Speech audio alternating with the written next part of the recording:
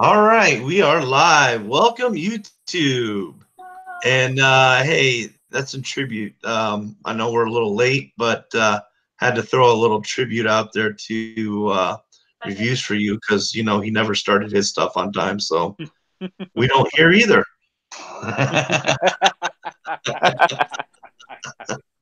Love it.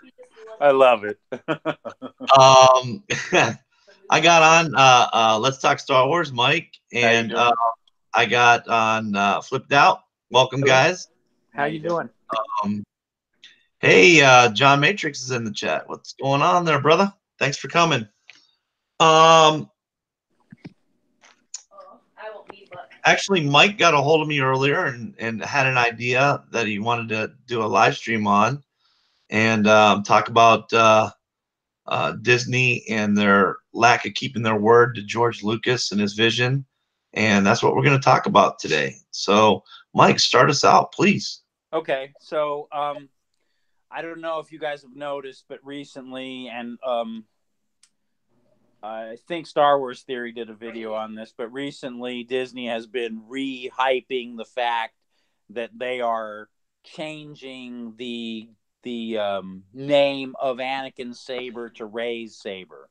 They want it to now be referred to as Rey's saber, which I sort of look at as a direct contrast to them saying that they would live up to George Lucas's original ideas, which is basically what Kathleen Kennedy said and Disney told him when they bought the company from him. So I just thought it would be interesting to talk about the fact that Disney can lie to your face and stab you in the back, and nobody really seems to want to talk about that. It sort of reminds me, brings me back to me releasing the Ray Park Daniel Logan story about them both leaving the 501st, the Disney controlled Star Wars cosplay for charity group, because of bullying inside the group. And nobody wanted to talk about that. I think maybe 3 people covered it. No major news outlets covered it. Nothing. So Disney seems to be able to keep a lid on everything that makes them look bad, but everything that they think makes them look good, they've got every shill reporter screaming it from the rooftops. So I just thought it'd be interesting to talk about the fact that we all watched them say that they would stay true to George Lucas's vision. And we all know that Lucas was a huge proponent of Anakin/Vader and the redemption story, his favorite story in Star Wars. Yet now they're taking the Anakin saber away from Anakin and making it Rey's, a complete Mary Sue character who has never struggled and isn't really, in my opinion, again, I'm not telling anyone how to think, but in my opinion, is not a Jedi in any way, shape, or form. I don't see her as a Jedi. I just thought that would be interesting to speak on. Sorry. No, I agree. I don't see her as a Jedi at all. And I think that I'm just guessing. I'm just going to put this out there. It's perhaps that we're going to find out that Rey is somehow a Skywalker clone or a Skywalker of some sort. How else do you justify turning it into her lightsaber? I don't know. What do you guys think? I think she should build her own lightsaber like every Jedi before her, not steal the lightsaber of Luke's father. That's my opinion. I mean, even Luke moved beyond his father's saber and built his own saber. Well, he kind of had to, but still, you know what I'm saying. He even moved. I mean, every Jedi has to build. Going back to the earlier Jedi, right? I mean, it was part of your initiation as a Padawan to get your crystal and build your lightsaber. Yet Rey is not expected to do any of the things that other Jedi are expected to do. She's just gifted magical powers that fly out of her ass like farts. Yeah. And I like that part that was deleted in Return of the Jedi where it had Luke actually putting his saber together. I wish that had been left in because that was so good. I agree.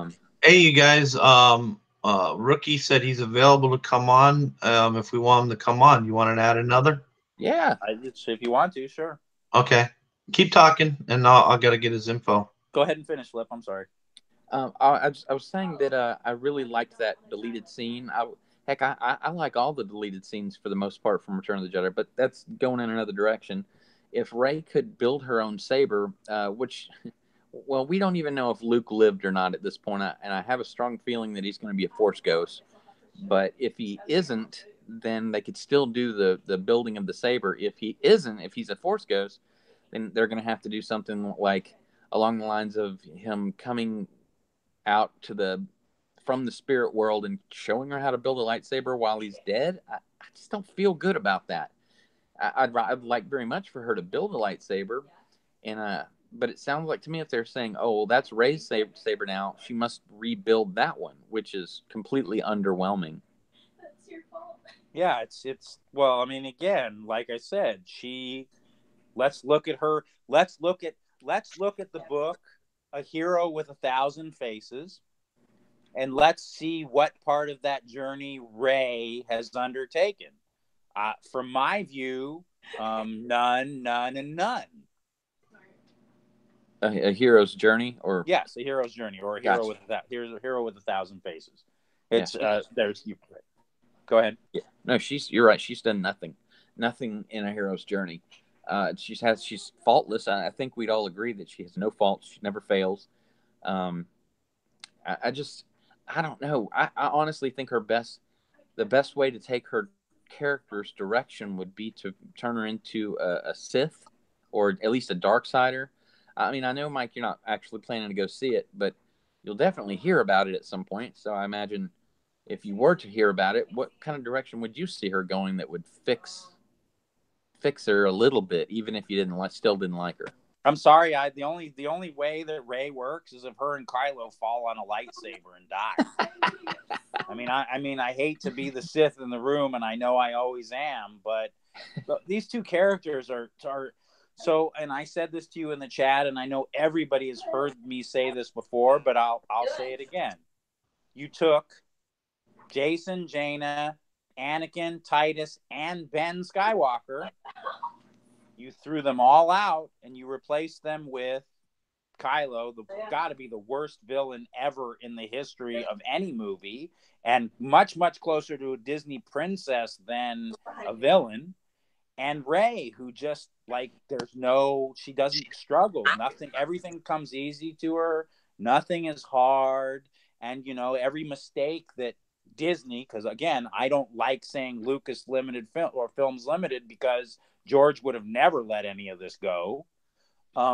Disney comes back, and because they own every branch and it's all under the same umbrella, they put a couple pebbles under Luke's foot in a comic book, and they say, oh, Rey didn't best Luke. Luke slipped over pebbles. Oh yeah, Jedi trip over pebbles all the time. I'm sorry I missed that. What was I thinking? Remember that other scene where, oh, wait, that never happened in a Star Wars book or movie before. Yeah, the best Force move he had was to hold himself off the ground 2 inches. I mean, that's not saying that the projection wasn't, a big Force move, but never heard of the freaking Force projection like that. They just pulled that out of their ass, and Ryan pulled it out of some book that he found somewhere. No one had heard of that, but he's like flipping through books. Oh no, it's really a Jedi. It's a Force move. I promise. The projection is for real. I don't want to be told that. So for me, the only Force move he did that was normal was to hold himself off a few inches from the ground, which he shouldn't have found himself on. Right, because she shouldn't have backed him up. Absolutely. Right. If she got the lightsaber, he should have just used his Force push and thrown her like 1,000 feet off the cliff. Yeah. She could have landed in some sea cow breast milk or something, Bounced off a couple Mercamil titties. Right. Yeah. Bouncy at the carnival. You must be this tall to ride this ride. Right. And I know I agree. So John Matrix is right. Force projection was in the EU. There were lots of things in the EU, but nobody ever died from it. It was not a dark side power that degraded.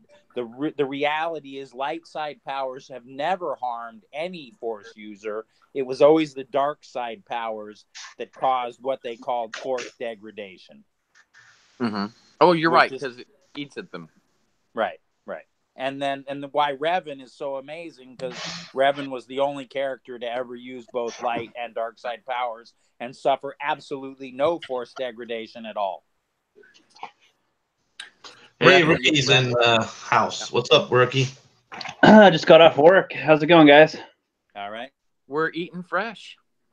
In the neighborhood.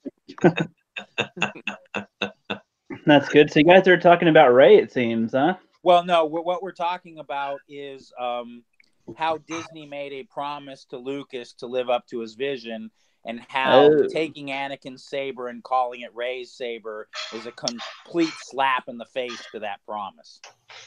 I agree. It's ridiculous. Mm-hmm.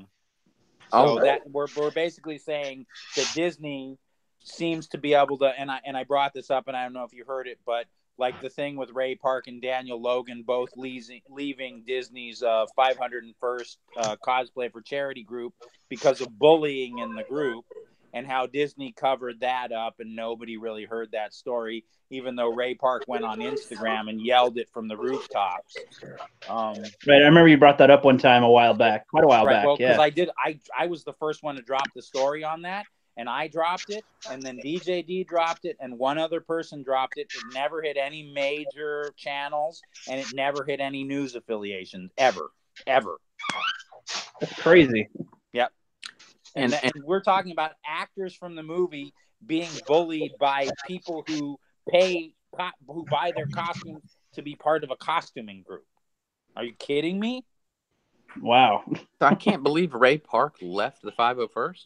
Oh, yeah. If you go back, I have a video on it. And if you go check out his Instagram, he says, I'm leaving the 501st because of bullying. He names the actual garrison in Canada where this incident went down.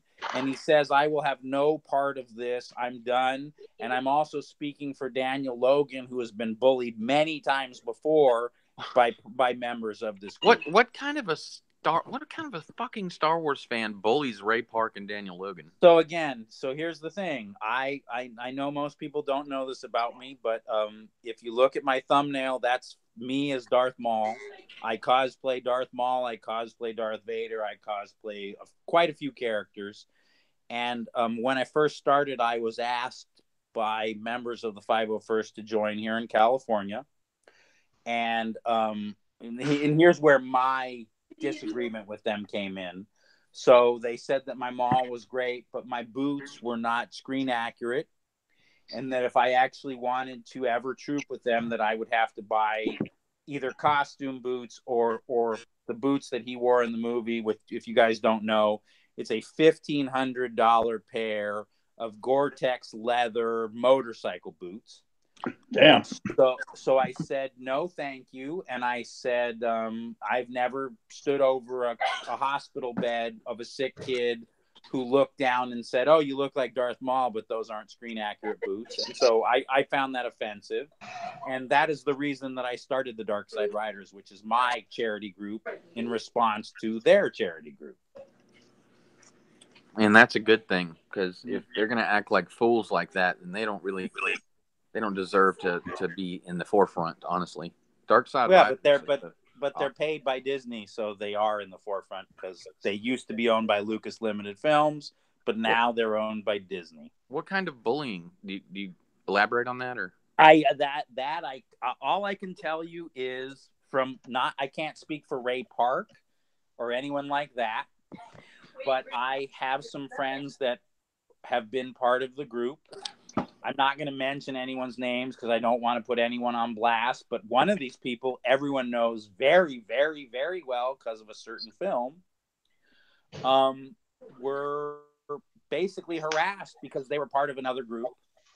They were told that other group was less than their group and that they would be looked on as less and would not be invited to events unless they quit that other group. I will say my friend Hip Hop Trooper did this very publicly. So if anyone wants to go check out his Instagram, you can publicly see this. He suited up with the Dark Side Riders, who at the time we did the Saturn Awards prior to Disney being invited to to any Saturn Awards prior to them making any movies. So they had no entries in the Saturn Awards. And we were asked to attend, and we suited up and we attended.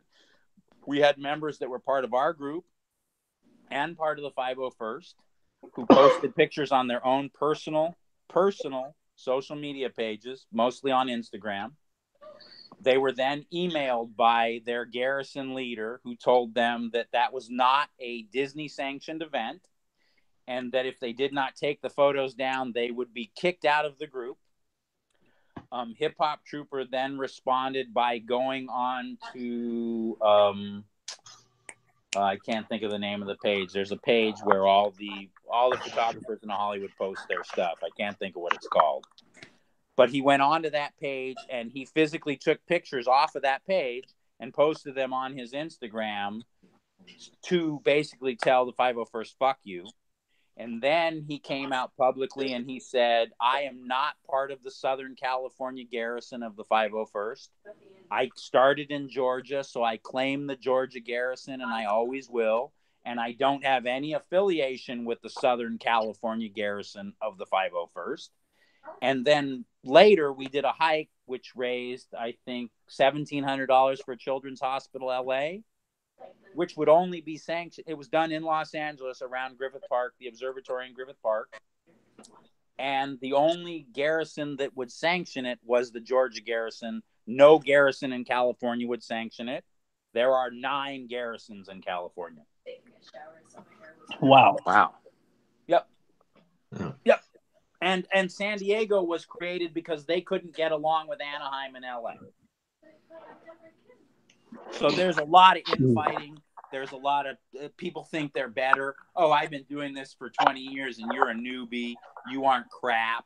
And we've had confrontations with them at events. I'll do it again. So we did an event at the County Hospital in downtown Los Angeles, LACUSC. We were there and they were there. We got dressed in the same dressing room. They did not speak to a single member of our group. They left one guy in there who was trying to get into a stormtrooper costume by himself. My wife went over and helped him suit up because she had helped many of us put that costume on before. He walked out of the dressing room and started taking pictures with us. Instantly, whoever his handler was at the event ran up to him and started scolding him like a child. You can't take photos with them. They're not wearing sanctioned costumes. Don't be around them anymore. And they spent the entire day being on the other side of the event from us. The entire day. They were not in any photos with us. They wouldn't take photos with us. They just wanted to be away from us. We're doing an event at a county hospital for kids, and they're more worried about that nonsense. Too many Chiefs, not enough Indians. Yes. Yeah. Yes. Surprising where you'll find all these different discrepancies with people or divide. Crazy. Yeah, well, if you go to Ray Park's thing, I think it was Ray Park's thing. Ray Park talks about how when the 501st was being run by a certain guy in Colorado, they were a great group, and when that guy had to step down and someone else stepped into his place, they fell off. So, and that's not me saying it. That's Ray Park saying he doesn't want to have anything to do with them, and he's physically in a Star Wars movie. These guys are just guys putting costumes on. Yeah. Well, you know it's bad when. Yeah. I have a quick question. Sure. Going back just a minute to the Ray's lightsaber thing. Yes. Where did you read about that? Or I would have liked to have heard about that. Okay, so I know about this because I build sabers. And so now every saber manufacturer that does conversion kits. So what a conversion kit is if you buy it used to be Master Replica, and then it was Hasbro FX. Now it's Black Series Hasbro lightsabers. Yes. If you go to convert them to a removable blade battle ready lightsaber, yeah, and you go to any of the companies that make the converters, this converter was always called the Anakin or the New Hope Luke. Okay. They're two different sabers, just so you guys know. The Anakin and the New Hope Luke are two different sabers. The New Hope Luke is still called a New Hope Luke saber, but the Anakin is now referred to as the converter for Rey's saber and no longer Anakin. Jeez. That's where I first heard about it. And then Star Wars Theory did a video either earlier today or yesterday bringing up the fact that Disney's now pushing that again. So I have the Anakin Attack of the Clones saber, and I bought it from Master Replicas in 2000. Right. So if you went to convert that now, the converter would be the Rey converter. Oh man, and it's broke, and I need to fix it. Hey, Mike. Yes. Hacker wants to know if it's possible you could send him a saber. That's what he put in comments. Send him a saber. I guess maybe make him one and send him one, or they're not cheap. And I don't know what saber you want. I mean, I do conversions, and then I do completely original sabers too. Oh, now he said kind of a joke. Oh, well, yeah. Okay. Yeah, right. I do. If you guys look at my page, there's a saber that I made for the fan film that I'm doing that's up there. There is a Darth Plagueis saber that I made for a member of my cosplay group that's up there. And then there is a 2007 Darth Vader Master replica conversion that's up there. And then if you go way back on the page, there's a conversion of a New Hope Luke to a Sith New Hope Luke saber. That sounds awesome. So I changed it from blue to red and altered the color of the hilt a little. So, Mike, if I sent you my Master Replicas Anakin saber, see what's happening is it won't turn on. I'm not quite sure what's wrong with it. It just doesn't turn on anymore with batteries or without. I mean, obviously not without it. But if I sent that to you, you could convert that? I could convert it. Yeah. It's to about that one. The converter for that one's about $40. The battle ready blade is about 12 and the tip is another 6. It would be a 1-inch walled polycarbonate colored tube with a pointed tip, and it would no longer have the LED string in it. It would light up from a single LED at the base. It would be removable, so you could hang it on your waist or whatever. That's cool. Is the LED light better than the LED string? I think it is, because the LED string breaks when you fight with them, and the single light never does because it's in the hilt. Okay, that's cool. Yeah, I'll talk to you off. Now you fight with them and they get dead spots. Yeah, that's because it's a string of LEDs, and you hit one of them and it burns it out, and then there's a permanent dead spot in your LED string, and the only reason that string is in there is so you get the ignite thing that you get when you light up a lightsaber. Yeah, we usually use the $20 ones to fight because we break them. But, yeah. Oh, you won't break this one ever. Hey, you'd have to be a 250-pound man swinging with full power. It'd be like getting hit. So I teach saber training, and I tell people all the time, if one of these catches you, it can break a bone. Damn. So don't play. Yeah. It's a 1-inch thick walled polycarbonate tube. Here, it'll break bones. Yeah, cat's being annoying. Real easy. Great for fighting. I'm going to be. I'll talk to you off air about that for sure, man. I'm going to be using them in my fan film. Because I tried. That's cool. I tried to get Master Replicas, and they sent me to somebody else because whoever's making them now, and they said they wouldn't fix it at all. Well, yeah. So Master Replica doesn't make sabers anymore. Hasbro took over in 2008 or 9.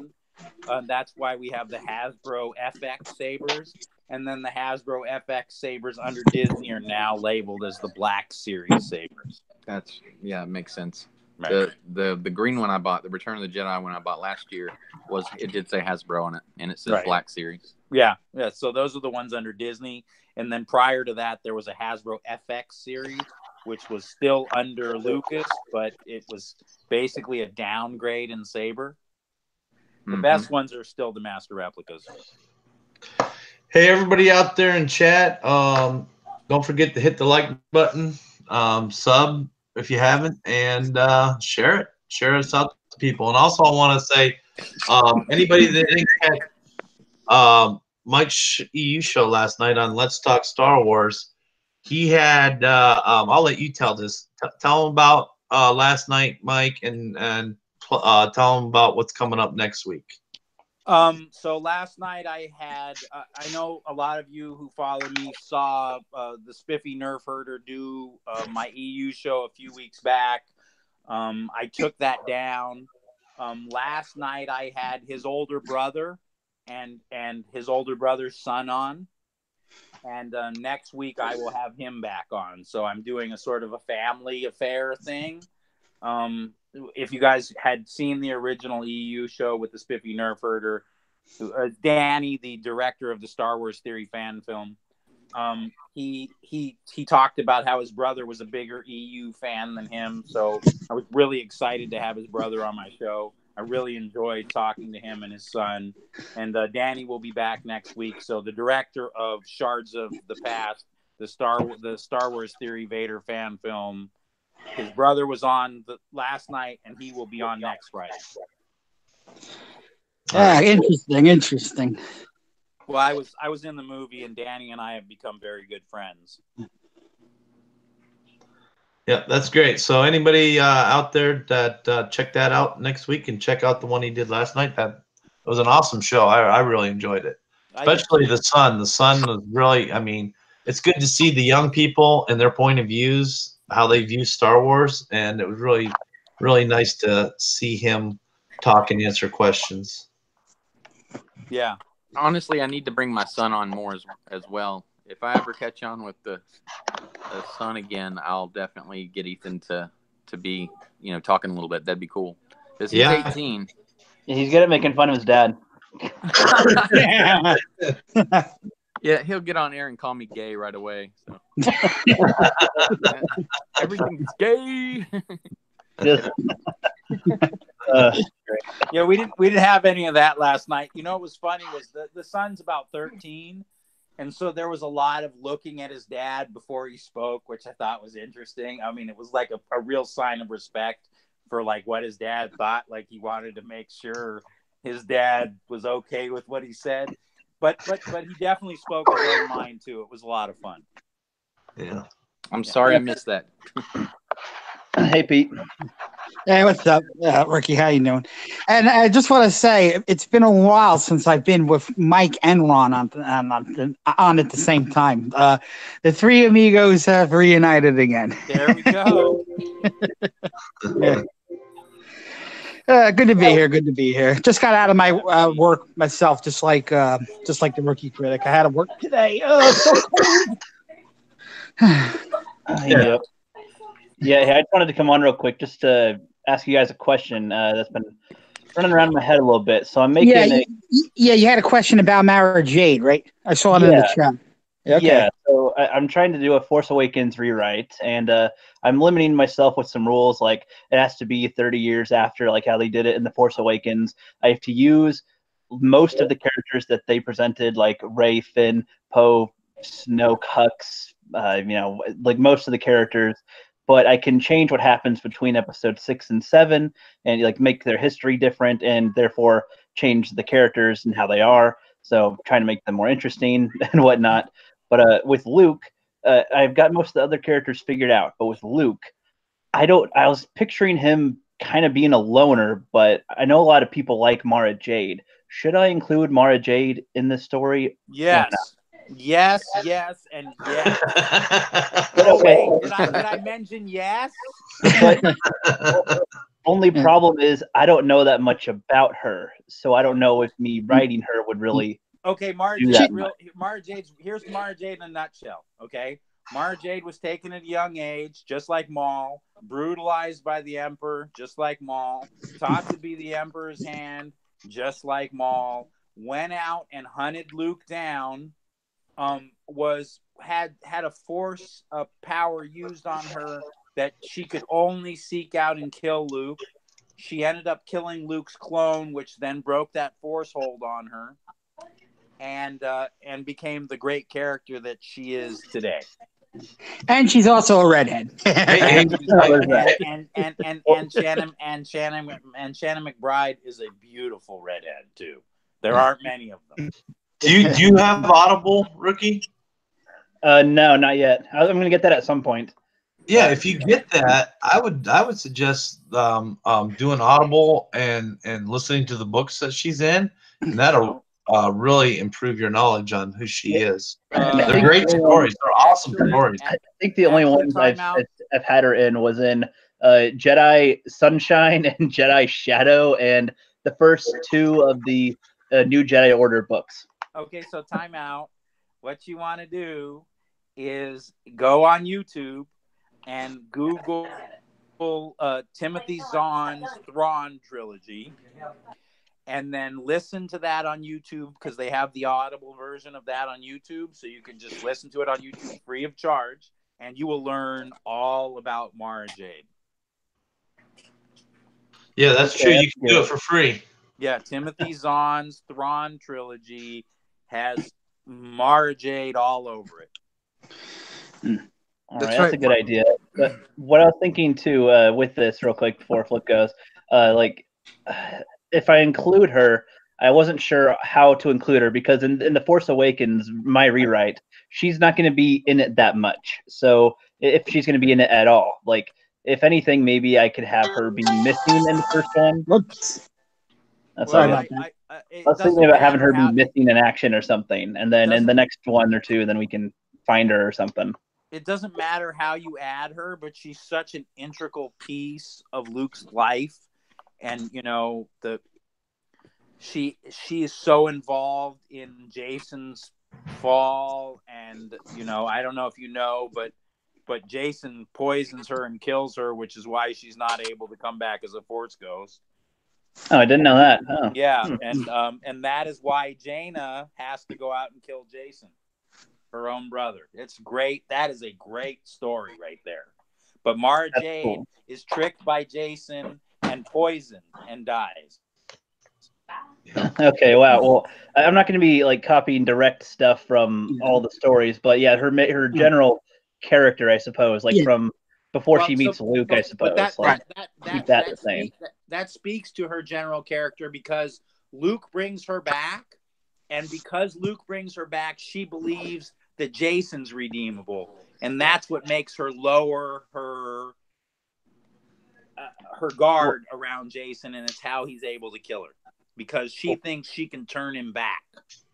Yeah. Rookie, in your rewrite, the way you can like work her in is to have like you can have like Kylo Ren kill her. You can have Mara Jade killed by Kylo Ren if you want to like work her in somehow. Yeah, that would be the best way to do it. Yeah, and that leads to like Jason. Yeah, and that like leads to Luke's isolation if you want to like fit it in somehow. Yep. The way I was seeing it, Rookie, was that you would use her as a flashback or something like. Yeah, that's why Luke is on the island or something.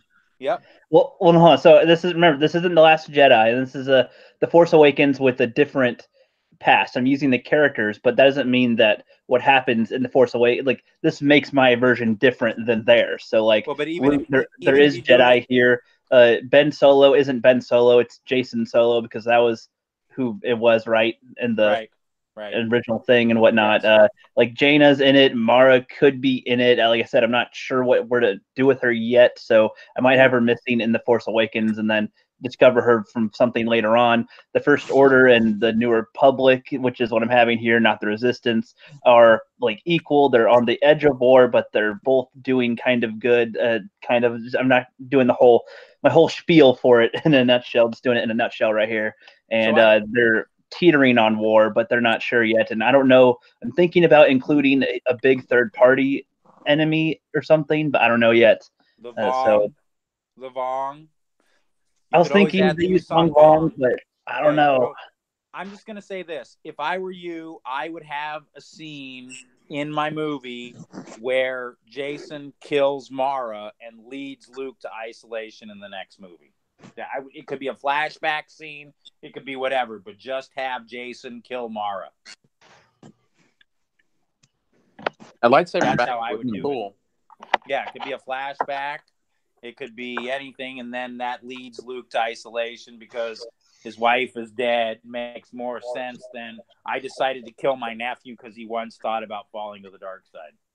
But my father who killed thousands of youngling Jedis, I had to save because that doesn't make any sense to me at all.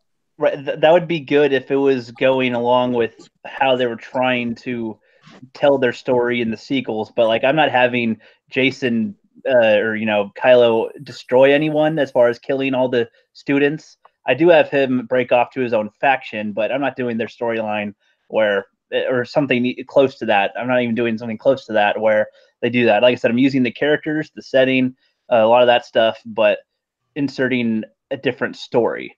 Okay, so D. Pensac says use Mara as having given the saber to Maz if you want to go that way. Okay, I forgot that way you have an explanation for how Luke's saber ends up with Maz Kanata. Thank you for saying that. I knew there was a character I was forgetting to include. I'm like, am I forgetting any important character in the Force Awakens that was in? And and damn it, I forgot she was in it too. Yep. Well, that was a good. That was a good. Yeah. Point. Now, Rookie, didn't you say you're gonna like change some of the characters or something like that? Like, yeah, I'm just writing the draft right now. Yeah, when I do this, when I edit it, yeah. Make Maz like a former Jedi or something like that, and make her human size. Don't make her Hobbit size. Like, make her like at least 5 feet tall or something. Yeah, don't make her Yoda size. I have to think about what she's going to do in the thing. I haven't given her anything to do. Are you filming yourself writing your script? Am I filming myself? Huh?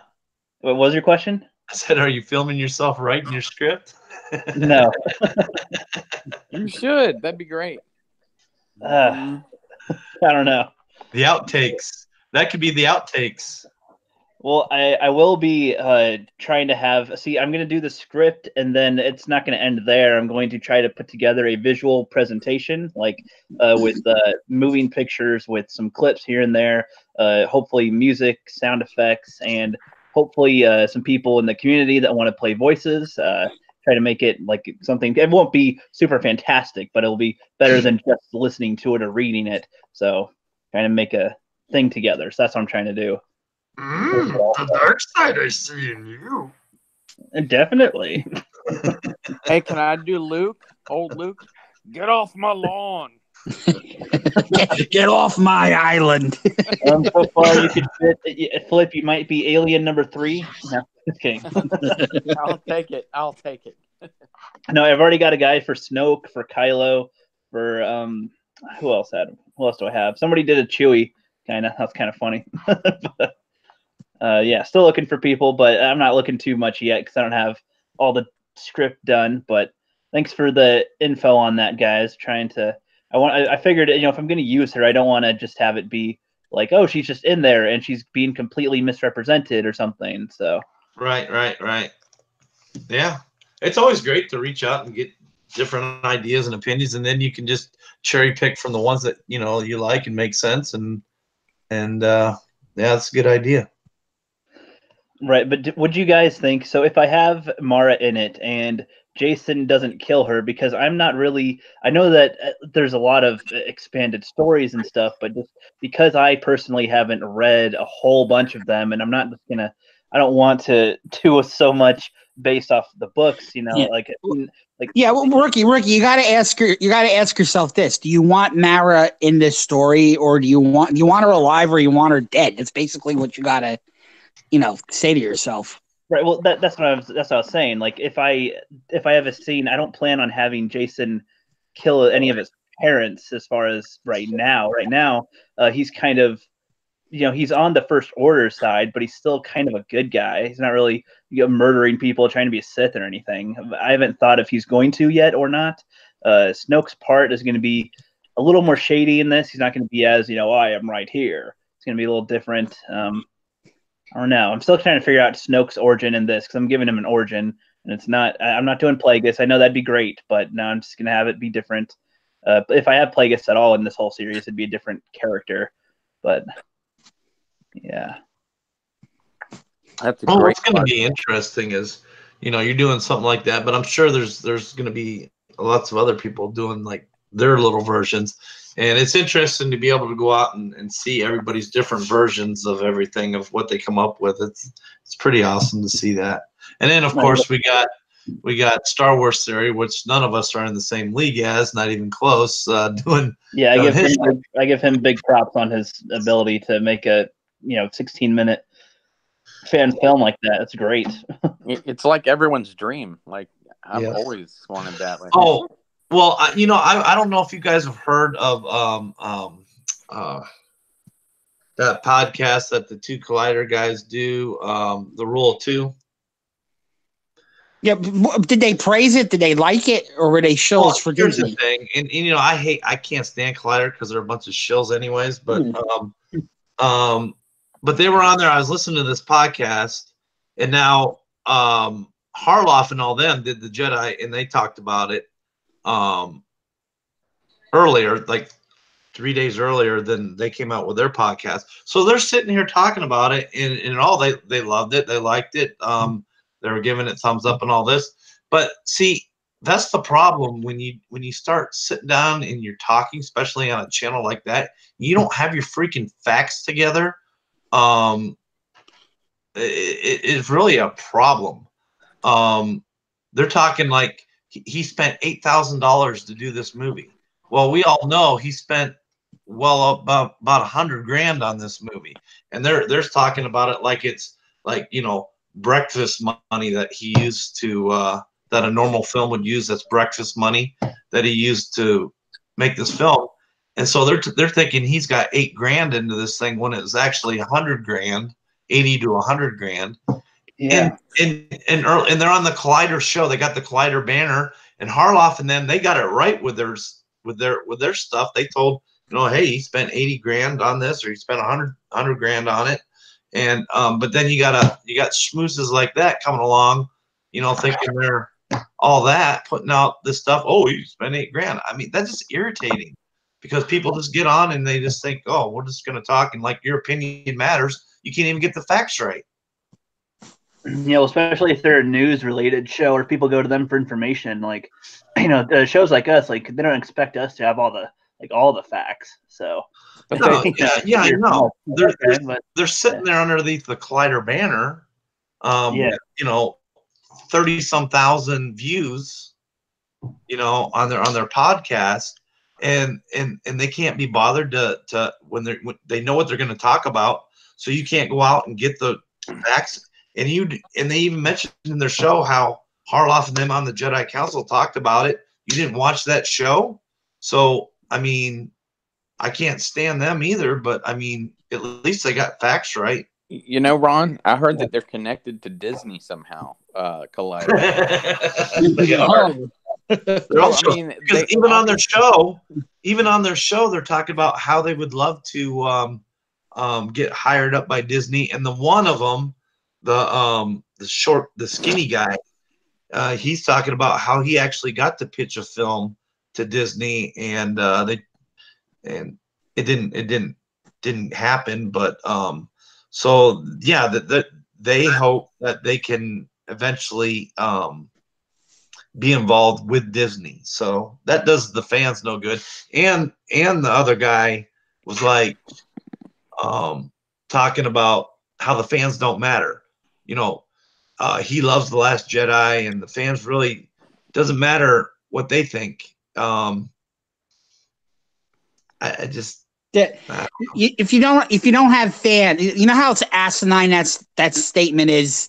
If you don't have fans, then you're not going to be able to make movies, because it's the fans who pay for your damn movies.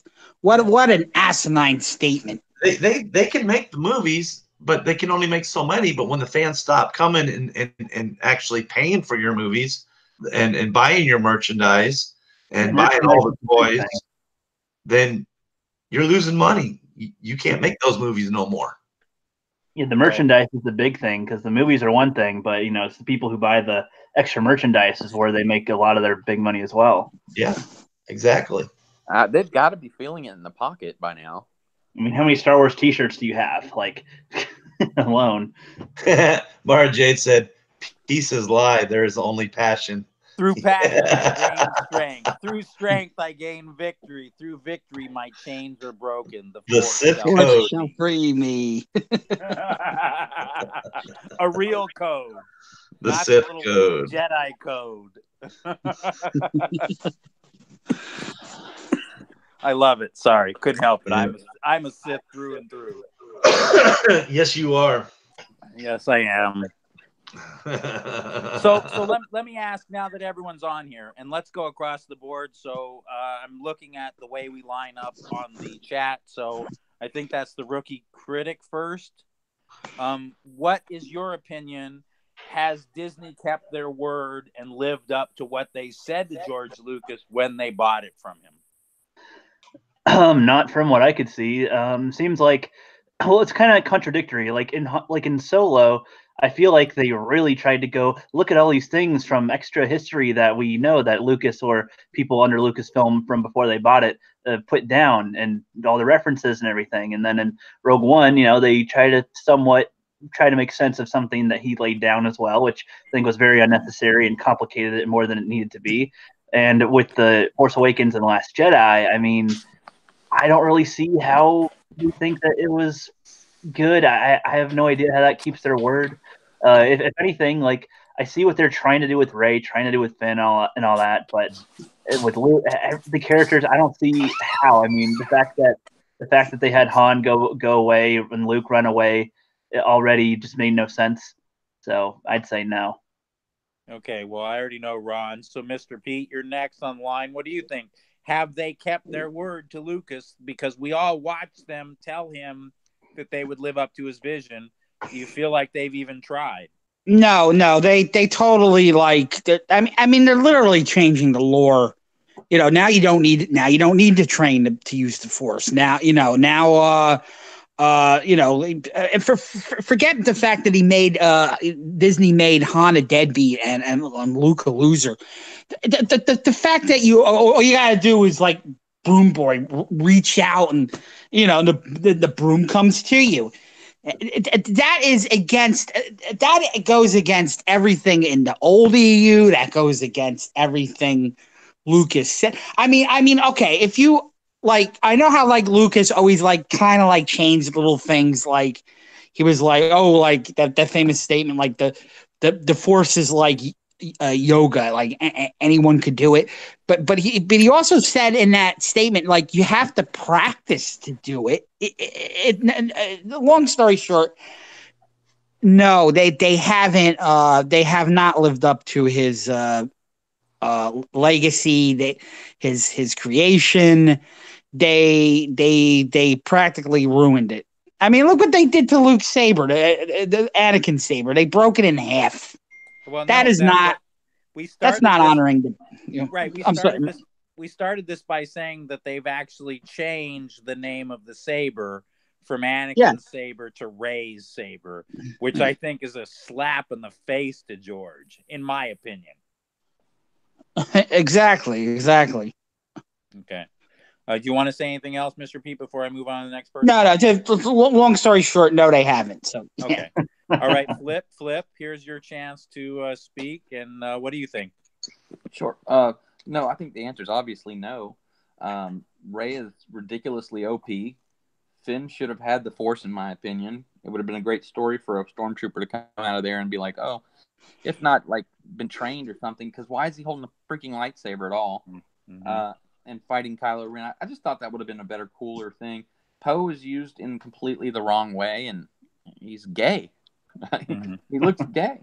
He's winking at people, and Leia's floating through space, and probably should have been a good closeout for her character. They knew when she passed away, Carrie Fisher, that they could go back and adjust the movie. That would have been a proper send-off, just instead of trying to use her again in episode 9 coming up. Han was, I know it's not everyone's favorite, but let's face it, Harrison Ford did want to go out, of the movies, and that's fine. They could have maybe stretched it out to another movie and made it more impactful. And where was Luke? Why? Some people liked that they waited for Luke to the end, but I would have preferred to see him slightly earlier. I think, Rookie, we were talking about this the other night, where he catches the lightsaber instead of Rey right there to fight Kylo or whatever. But they just used everybody in all the wrong ways. They haven't kept a promise at all. Their promise came from Kathleen Kennedy, verbally anyway, right, that they would stay true to the legacy characters. And really, they just shoved a hot poker up everyone's butt and said, "Hey, look, we're making them puppets." Right. So I've said this before. We all knew that Harrison Ford was done. Well, every true Star Wars fan knew that Harrison Ford was done. He had been begging to have his character killed off way before this. So we knew coming back that he would be gone. I always felt like it's not a good movie, and I didn't like the movie. But I always felt like the best way to have his send-off would have been having him, Chewie, and the Falcon all go in a sacrificial way. Exactly. That's how they should have ended Han's in a blaze of glory. Right. In the Falcon with Chewie doing what they've done since the beginning. Yeah, that would. Well, now whenever we see the Falcon, are we going to be annoyed or happy? Well, you're going to be very annoyed because in the next movie it's going to crash somewhere and it's going to be stuck there, and that's going to be a ride at Disneyland. That's true. And now it's like the Falcon has been in how many films? And I mean, I think it would have been a good time for it to go in The Force Awakens if they were going to have it go with Han and Chewie or something. Honestly, they could have still. They could have had Han's death make Chewie a better character, but they just went, no, just have him do nothing. Yeah. Really? Yeah, it's been in every single trilogy film with the exception of Rogue One. Yep. I mean, the trilogies, but Rogue One was a standalone, so. Right. But here's the way. thing with Disney. Go ahead, Rob. The fact that not only, I mean, we're talking about Finn and all that, but Phasma's book was awesome. I loved how the character was in the book, and they did nothing with it in the movies at all.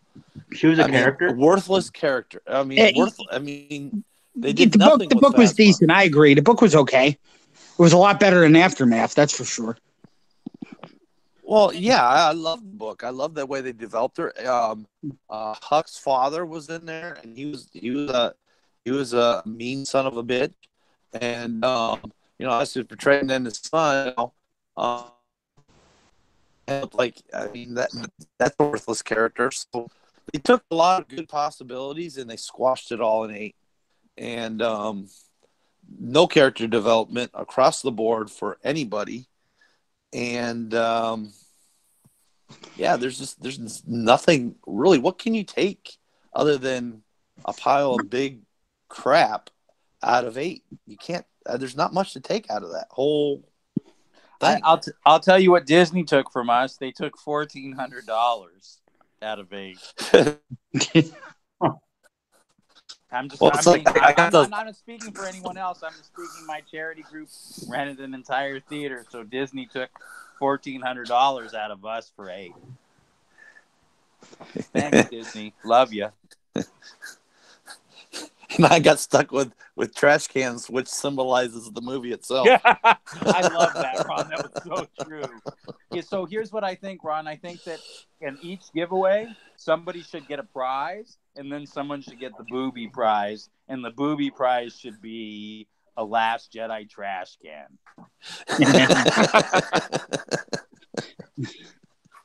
How awesome is that, right, guys? Like, you can win a VR kit or a Last Jedi trash can. They're going to say toilet paper. Yeah. Last Jedi toilet paper. I personally think that's better than Ron blowing them up because he's talking about blowing them up. So I just think that would be really funny. Can have some Kathleen and Ryan Johnson toilet paper. There you go. You can use Ryan to lick your butt. Yeah. That's all he's good at. Ryan's got toilet paper to it. Ryan's got a big, dirty brown nose. You find somewhere that can monologue the toilet paper. You That'd be great. Now we have a reason to talk to our assholes in the toilet paper. Is the fourth female? What, Kathleen? Is it? Is it clean? I don't think so. Get back in there. Who's a man baby? Who's a man baby? Sending in Ryan to help you. Hey, I've been called a man baby. I was called a man baby by someone on YouTube, so that's funny. Oh yeah, you were. I remember that. Yep. Yes, I was. Yeah, you were. Yes, you were. Yes, it was. You've been called a lot of things on YouTube, Mike. That is true. I have been called a lot of things on YouTube. There are quite a few people on here who do not agree with me and do not like the fact that I'm just honest. Thanks, Ron, for bringing that up. My good buddy, Ron Navy. I feel the force flowing through you. Yes, well, the problem is it's all dark side. Release your anger. I do regularly. Very regularly. Yeah. That's why you're so Oh, yeah. Yeah. Well, yeah, especially in his alley behind his house. Yep. Yeah. Thanks for bringing that up, Ron. That sounds You're like scary. DJD. I heard Mike's got a nice left hook on video before. Yeah, so unfortunately, the people that are close to me have seen a couple videos of me getting busy. I truly am Sith. I don't play. Oh, Lord. Born and raised in LA, baby. Born and raised in LA. Hey, Mike, I have a question for you. Yes, sir.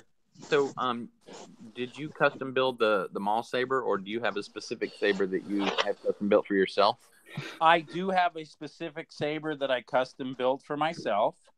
I also the Maul Saber is an original Darth Maul master replica that I converted, and it has the regular coupler, and then it has a aircraft grade aluminum coupler for when I have to fight with it. Mm-hmm. I don't fight with it very often. That entire Maul costume, I know that's not a great photo of it, but if you ever go to the Dark Side Riders and see it, that entire costume is hand sewn by me. My wife does the makeup. I shave my head. The makeup takes 3.5 hours. Wow. Yeah, Maul's no joke, man, and I don't play when I become Maul. He is my favorite Sith, my favorite Star Wars character of all. Ron Navy likes to joke about Maul. One day, Maul will strike Ron Navy down. So did you like the Sith Apprentice fan film better than Shards of Vader? No, because I don't think they did Maul. I liked Maul in it, but I don't think they did Maul justice in it. I think they did okay by him. I'm not putting them down. It was a good fan film. I liked it. It just wasn't. What else do you think that they could have done for Darth Maul? What do you think they could have done? I just, for me, Maul was never. While Maul was amazing in battle and really could take a beating and just keep on coming, I think he's represented best in that Darth Maul Shadow Hunter book. I think Darth Maul was someone who lurked on the edges, and he really didn't let you know he was coming for you until it was too late. And I felt like that movie was too in your face. It was like, here, I'm Maul, let's fight. And that didn't represent the way I look at Maul. I look at Maul as he sort of has the Sidious in him, where he's watching you and you don't really know he's watching. He's creeping up behind you and you don't really know he's there. And then he's there and it's too late. He wasn't like, oh, I'm a battle hardened and I'm going to take on 9 of you face to face. He was very crafty and manipulative before his attacks. And I don't think that they brought that to bear in that particular movie. So that's the one issue I had. So he was more upfront with this one, like taking them all head on instead of like doing sneakier tactics. So it was just like, hey, I'm going to attack all you. Have you ever read Shadowhunter? There's so many I haven't read. I've read the Jedi Quest series, the Last of the Jedi series, one of the Dark Nest books, the Jedi Sunshine and Jedi Shadow, and like 2 of the New Jedi Order books, and that's the majority of Star Wars books that I've read. Yeah. So in the Shadowhunter, Maul is always lurking on the edges. Nobody really knows he's there. He's always got a back door to get out in case something goes wrong. There's always a backup plan. And that's the thing I don't think that they brought forth in that movie. And I'm not saying they did a bad job. I mean, I love Maul, and I love to see Maul fight. And again, I think Maul can take a beating like no other Sith before and no other Sith after. But he was craftier than they portrayed him. There was always an element of always an element of a way out for him, and you didn't feel that in the movie. Right. Well, I feel like his personality was still pretty spot on. Like, he didn't speak that much. He was pretty like toying with them a little bit and kind of like figuring them out a little. Like, how much more can you handle?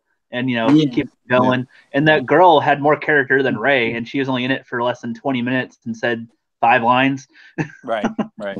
Again, I'm not putting the movie down. It's I know. It's in my top 5 in fan films. I think. I'm going to say the reason, one, that Vader Shards of the Past is closer to me is because, man, I almost got the part of Vader. I was in the top 5. And 2, I was in it. So I guess I have a personal connection with that. And then also because Danny and I have become friends. And, I always back my friends. So. Right. Yeah. Yeah, in fact, anybody that watches that, when Vader goes into Naboo and he's talking, you can see the balcony up behind them, and you'll see a white TK walk across that balcony. That's Mike. Well, yeah, I'm not just there. There's also the scene where Vader's facing the camera before he turns and looks into the hole, and you can see me standing over his right shoulder talking to an Imperial officer, and then walking off in the distance. And here's the thing about that movie that I love, and if no one believes me, you can ask Danny, or you can go back and watch Star Wars Theories Clone Training, and you'll see me. But Danny made sure I got in the movie. So there were TKs in the movie, for those of you who don't know. They didn't have a ton of clone kits, so there are TKs in the movie, but they're always sort of shadowed and on the edges. You don't really get a good look at them. I am the Easter egg in the movie. I'm the only TK that made it on film. Yes. But it kind of makes sense. Cool. It kind of makes sense that there'd be a stormtrooper, not like maybe they're starting to integrate the armor at this point, or that was not to that point yet, but just because they needed armor kits, they had TKs standing behind clones, so that clones looked like there were 2 when it was really only 1, and things like that. Did they paint some of the TKs to make them look more like clones? They did not. We're just blurred out, man. If you zoom in on me, you can tell I am in an all white TK kit. Oh, okay.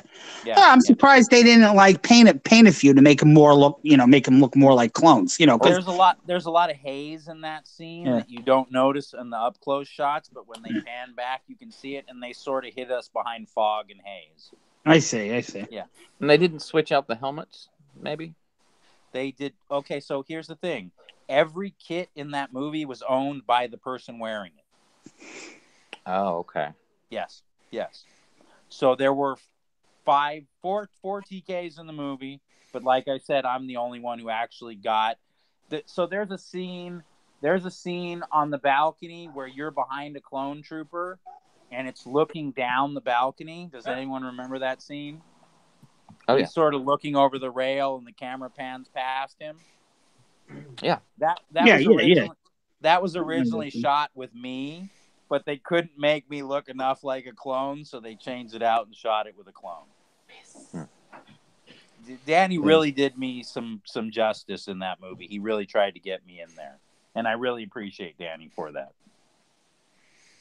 That's cool. Yeah, and you'll be Danny will be on your EU show next Friday. Yes, Danny will be. But he'll be talking about the EU. He's not going to be talking about the movie. You're just going to be because he does like talking about the EU, and that's what that show is. And anymore, I mean, that's what we have to hang on to as far as Star Wars. Us that are really not liking Disney stuff.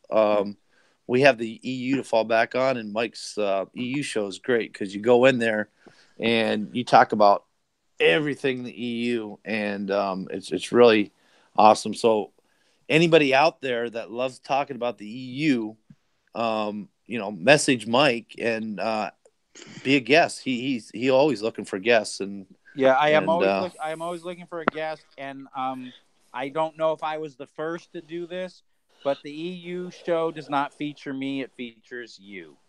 That's what it's about. It's about your perspective on Star Wars, how Star Wars affected you, how the movies affected you. It's your chance to speak your mind on Star Wars. No one will judge you, even if your views don't fit into theirs. It really is about coming out and talking about Star Wars and your life with Star Wars. That's what it's about. It's a feature. Sounds like misogyny. Oh Yeah. and we got one of my favorite guests you had on there is in our chat, or was. I'm mobile right now. I can't see the chat, but Mara Jade. Mara Jade has very vast knowledge of the EU. In fact, Rookie, if you want to talk about Mara, talk to Mara Jade because she knows her inside and out. Yes. And you see Mara's all over in different chats and all that. And yeah, talk to Mara. She has a really vast knowledge. She's really impressive. I have a quick. I don't mean to interrupt. I have a quick response to D Pensec in the chat. D, I think that Anovos is in trouble. I think it was D who asked. I think Anovos is in trouble. I don't think that they are living up to what they originally said. But here's the thing, D. Anovos has been a year behind in delivery since the day they took the contract with Disney. So what does that say about their company and their readiness to step up? So, sorry, didn't mean to interrupt, but go ahead, guys. Sorry. No, you're good. I have a question, Mike, and actually for everybody. When the teaser trailer does come out, do you guys plan on at least watching that? I know, Mike, you're not going to go to the movie, so I was wondering, to start with you, are you thinking to watch the trailer? No, I am looking forward to next December when or probably prior to December when the Star Wars Theory Part 2 drops and we get to see, and I don't know how many of you know this or not, and I know Star Wars Theory is not hiding it, so it's not a problem for me to say, but when we get to see Vader track down Mace Windu and his Jedi Order who have escaped Order 66, and Vader has to confront multiple Jedi in a face-to-face battle. I am looking forward to that more than anything that Star Wars has put out since Disney has taken control. Yeah, I have to agree with you. I'm looking forward to that more so. Anybody else planning to look at the trailer for sure, or you guys feel the same about Vader? Trailer for episode 9 or for the next fan film? What are you talking about? Yeah, he's saying which one are you more looking forward to, and will you pay attention to 9, or will you, like me, only pay attention to Vader? See, I kind of just want to see how this crap is going to end. Just me too. I'm going to sneak in though. They managed to do that. I mean, I am curious if they can make something seem any bit good or interesting or of quality. I mean, I'm so doubtful, but by this point, because I don't really care about anything that happens in the next one. But I am curious to see if they can pull something off. I mean, for a film quality level. I mean, to see if they can do it, they can at least make me go, "Oh, that part's good." Like I'll give them a point. But I'm looking forward to the Star Wars series next thing as well. Is he going to wait a while on that because he needs more money, or what's he? Their plan is to drop one around December every year. There are 6 of them in total. Okay, yeah, that makes sense. I remember hearing about it a while ago, but I forgot if he had to do some type of fund to raise money, but he can't do like a Kickstarter or a crowdfund thing, so he's got to do it in a different way. He's using his Patreon, his personal Patreon, to raise money. He's also using every super chat that he gets in. And from what I heard, he is now reaching out to any company that wants to fund the film, which I think will be both positive and negative. And here's why I say that. So if he gets someone to fund the film, then you may get hit for reviewing it. But he may make it sooner. Okay. Because he's I looking think it's for a good idea he's looking doing it for once a year. sponsors. I think it's a good idea doing it once a year, especially with the quality that he put into it. So, Well, yeah, the last one was a little over 100, and I think the new one they're talking about closer to 2. okay. Yeah. And the company that I'm sorry, Pete, go ahead. Oh, I didn't say anything. Okay. And that company that might end up funding, they might have, they might want to have input on the film. That could be a negative too. I don't think he will allow them to have input in the film. I think what he will do is he will allow them to advertise on the film, and that's basically all they'll be able to do. He won't. I don't think he's going to let anyone be involved in the creative process. So I think he's looking for somebody who just wants to use it as maybe you're a camera company and you're loaning your cameras to do the film.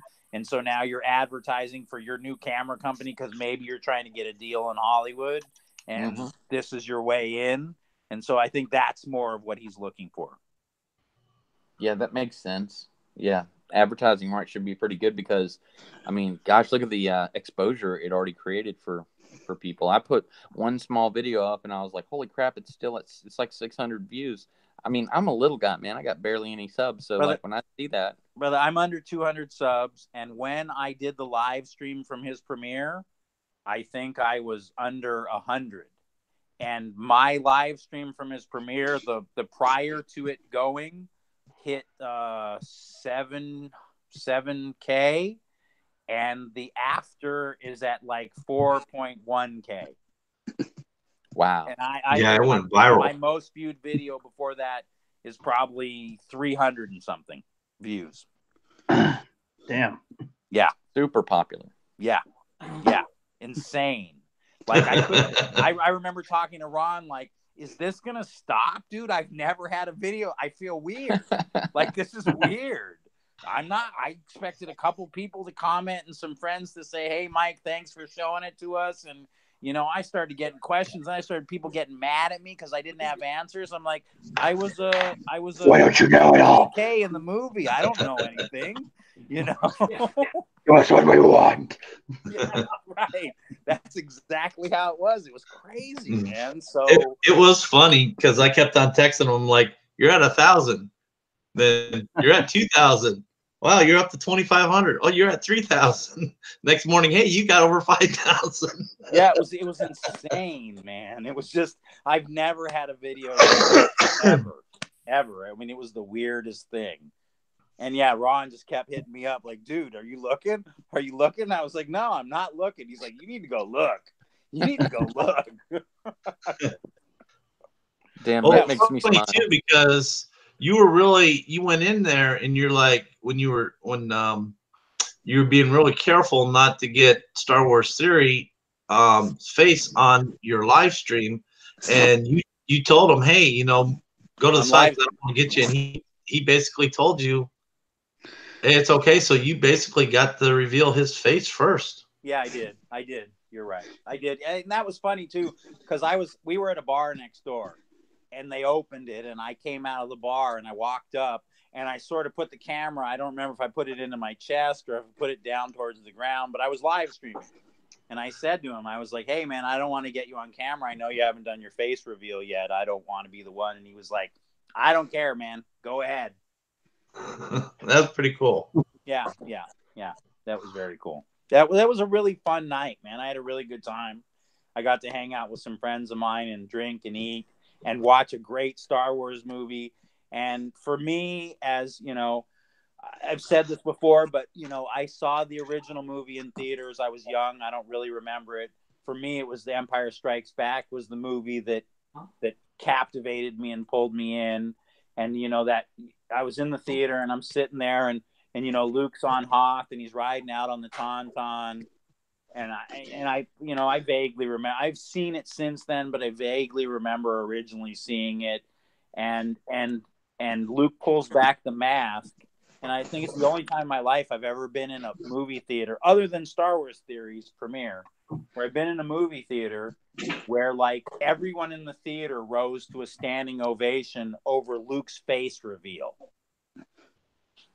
And I remember thinking as a kid, this is where I want to be for the rest of my life. I don't want to be anywhere else. And being in that premiere with Star Wars Theory and having them rise to a standing ovation was just, it was such a flashback to me. It just felt so good, man. It was like, welcome home, son, you're home. Wookiee Lives Matter said, I'll be surprised if episode 9 was anything but an absolute train wreck. And I agree with that. Yeah, I agree. That's why I don't want to see it. And again, for me, it's because they've already ruined so many good characters to build up these bad ones. I mean, that's what it boils down to me. I would have, I had the Black Mandalorian on my EU show, and he said that Anakin Solo was his favorite Jedi, and most people don't even know Anakin Solo's story. Yeah, he was Han and Leia's littlest kid, right? He was, yeah. He died young. He's the one who dies young fighting the Yuuzhan Vong. Okay, yeah, I read a little bit of that story, but not all of it, and I did get to the part where Chewie gets killed, though. So. Hey, Mike, is it true? Is it true that Lucas wanted him to die because he didn't want people to get confused with Anakin Skywalker? Is that story true? That I do not have an answer to. I'm sorry, Mr. Pete. I just know. I heard of that. I just here's the thing that for me bugs me is if someone can at Disney or somebody involved in Kathleen Kennedy's version of Lucasfilms Limited can tell me why Han Solo and Princess Leia would name their kid Ben, then I'm okay with it. But until then, since neither of them had any connection with with Obi-Wan Kenobi, why would either of them ever name their kid Ben? Well, there's that part where Leia's like, help me, Obi-Wan Kenobi, you're my only hope. Right, but she doesn't know him as Ben. True. She knows him as General Obi-Wan Kenobi from the Clone Wars. That's right. Her dad's friend that she never met. Yeah, that's what I'm saying. It's ridiculous. That part is the stupidest part to me. You should have just named him Jason. Hey guys, I'm gonna go in the other room and eat, but I'm just gonna leave this on. I'll be right back. You got it. Cool. Alrighty, Flip. Okay, hey, cool. Yeah, I was actually gonna say I actually got to head out in a sec too. I just I still have a whole sandwich to eat here. It's basically my breakfast in a way, even though it's 4 in the afternoon. That was good having me on, guys. That was fun. Really appreciate you coming on. It was fun having you on there, Rookie. And again, it was what you did with your third part. That was awesome, getting everybody on there. I appreciate. Yeah, thanks, man. I'm hoping to do another one like that next year. I'll try to do a big skit like that. I think where I get collaborations once a year. your videos just get me rolling, laughing. I love them. So thanks, man. I'll be returning for season 3 starting in February. So there'll be more little skits here and there, but I'm going to try to do bigger skits. So I'll have a few less small skits, but I'll still have a few little ones to set the ground and then have more stuff. So it'll be more hilarity and some more collaborations with some people from time to time. Nice. Looking forward to it. All right. Yep. See you guys next time. All right. Take care, Rookie. Later, Rookie. See you, man. So Mara, I guess she wrote a comment. She's reading 3 books, Star Wars books at one time right now. That's dedication. She must be part Vulcan to read 3 books at the same time. 3 Star Wars book at the same time. Yeah. Man, my head. Yeah, because there's this episode of the original, Spock was doing 3 things at the same time. He was navigating or something like that, talking on the communicating and plotting mathematical predictions travel through time or something like that all at the same time. Yeah. So Ron, it's just you and me right now. Because do that. No, I'm here. Okay. I had to trade my beer in for a Coca-Cola. Ah, okay. Oh, what a mix there. I mean, I've heard of whiskey and Coke and all that, but not beer and Coke. Well, I ran out of beer, so I'm on the Coke. Oh. Sorry. Mara said, "Of course, Seb. Luke's hand will be the star. I'll force choke both Ray and his nephew." Hey, John Matrix, he's back. I take it you're not driving no more? Oh yeah. I was driving earlier. So it's interesting how completely across the board everyone agrees that Disney has not lived up to their promise. You know, I mean, nowhere near it. I thought maybe someone would say something the other way, but not one person. Yeah, as far as the movies go, yeah, but like some of the comic book stories are decent. Not great, but decent. I see. That's the thing is I look at the comic books and like for me, the Vader comic stands out and how they're trying to interject this character Darth Maul. Yeah. They're like writing the lore while they're putting him in the comics. It's kind of I haven't got to that part. Don't spoil it for me. I'm up to when he was on Mon Cala, where he that's one decent thing I think Disney did is they're no longer referring to the planet as Mon Calamari. They're just calling it Mon Cala because that joke was kind of getting long in the tooth. I'll have to say that. I'd rather call it Mon Cala than Mon Calamari. And if you don't know what calamari is, it's an Italian dinner dish. So, yeah, I'd rather call Morabon Korriban. Well, it's Korriban now is the original. I mean, they're still calling it Morabon now, but in the Disney canon, Korriban in the EU. I know. Yeah, it's called Korriban in the EU, and in Disney canon, it was the original name for Morabon. So it's like it is. The name is canon again. The planet, yes, it was in Disney's view. It once was called Korriban. So. Yeah, they did do that. They threw us a bone there. So, yeah. I don't know. Is that throwing us a bone or is that, I made a bad mistake and upset a lot of people? Let me backpedal. Yeah. And I'm okay with that because, there's a couple of planets that have multiple names and there are people who pronounce planets like differently. So, in the movies, some say Coruscant, some say Coruscant. So, okay, but let me ask you a question, Pete. Have you seen you've seen the EU map of the galaxy, right? Right. And you've seen Disney's new map of that same galaxy, correct? Yeah, there are an awful lot of planets missing, my friend. Yeah. That is true. That is definitely true.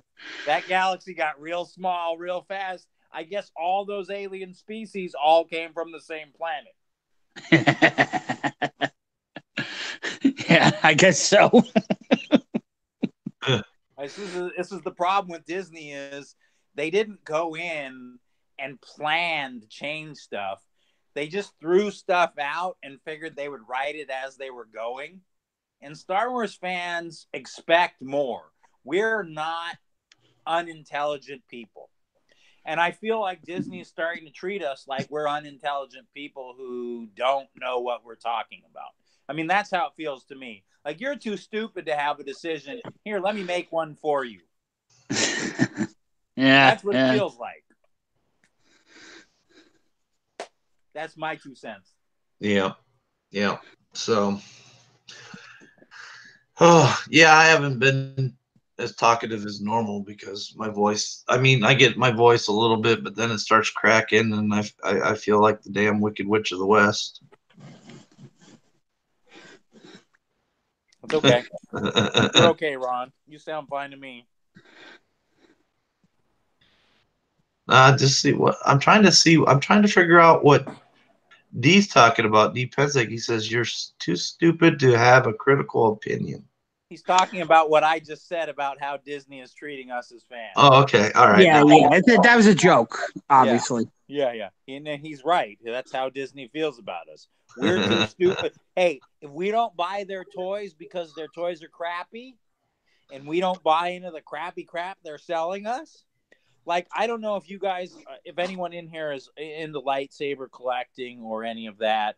I got a few. I don't collect Black Series now, but the Black Series has released that stun baton, first order stun baton. Has anyone seen that? No. Oh, I saw it. I saw it at who had it? Kmart had it at one time. I had no interest in it, but I did see it. Right. So it's like a $200 plastic piece of crap that is not functional. It doesn't extend. It does, but the pieces that extend on the end are such a thin piece of crappy plastic that if you hit someone with it, they would break off. And it costs $200. It's the most expensive thing it's more expensive than a saber. You can get Luke Saber for $120, but the first order baton's $200. Insane.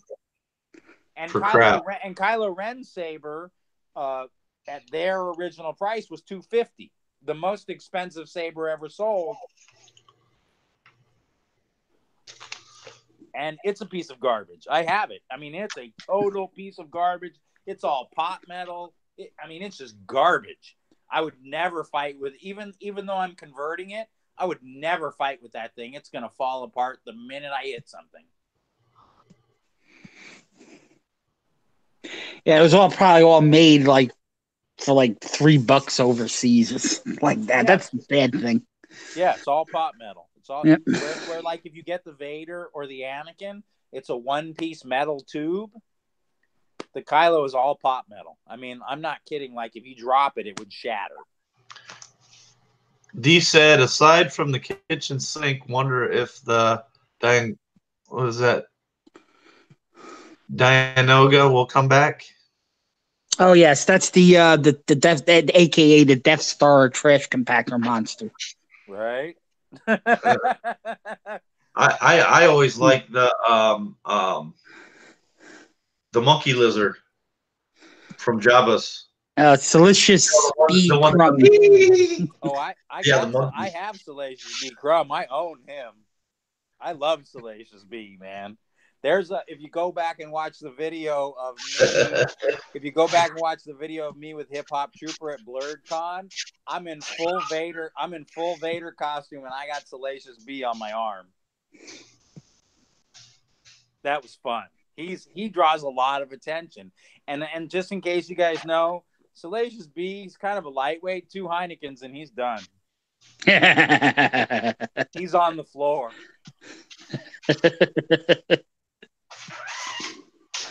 I'm really looking forward to the conventions this year, man. I really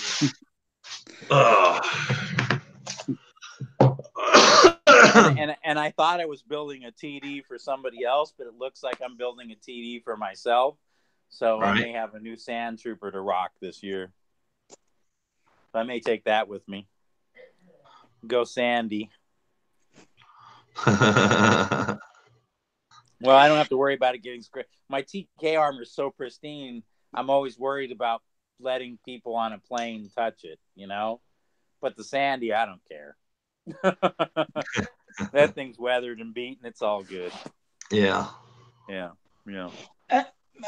Mike, I'm just wondering, do you have any I'm not trying to pick up on anybody, but do you have any females in the Dark Side Riders? Yes. Have you not seen the video of the girls of the Dark Side Riders? No, I haven't. Mike, I'm sorry, I haven't had a chance to. I think the last video I saw was Cine Dave's auction for you. I don't know if it was on your channel or his. I think it was on the audition. He did it on his, and then I reposted it on mine. Those videos are not actually on my page. They're on the Dark Side Riders page. Okay. So if you go on the Dark Side Riders page, there's a video called Ladies of the Dark Side Riders. And it's not all of the ladies in the riders, but it's quite a few of them. Don't most ladies dress up as like clone scout troopers because the armor fits them better, because they're smaller or something like that? We don't have any ladies that do that. Almost every female that's in our group, except for 2, are Sith, and those other two are both Jedi, and one of them is my wife, who does a Jedi. I see. Yes. We've got some great female Sith. Yes. The women like the dark side, my friend. They're drawn to Oh, yes. So they like the bad boys. Yes, they do. So yeah, we have a lot more dark side females than light side, but mostly Sith and sabers.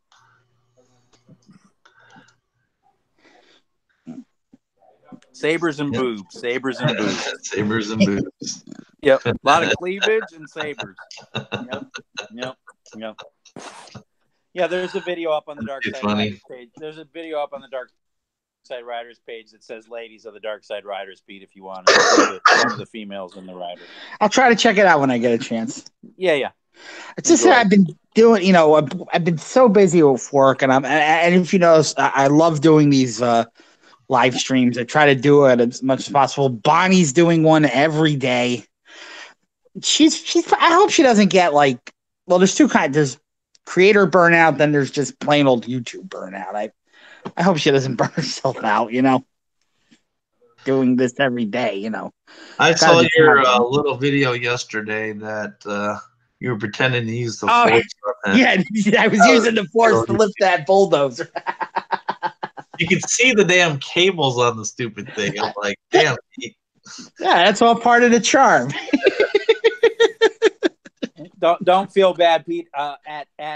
When we did Fleet Week last year, when we went into the military section to eat with the naval officers, there was a gate, and I timed it just perfectly. So I walked up as Vader, and I waved my hand, and the gate opened. And there's another video where I'm there's a video I did a while back where I was up in Atascadero, California, and when I get off the elevator, I use the force to open the elevator door. And you're not the only one who does it. And as far as the Dark Side Riders go, I know the Dark Side Riders has a decent amount of subs, but I know because I don't post on there as often, a lot of people don't pay attention.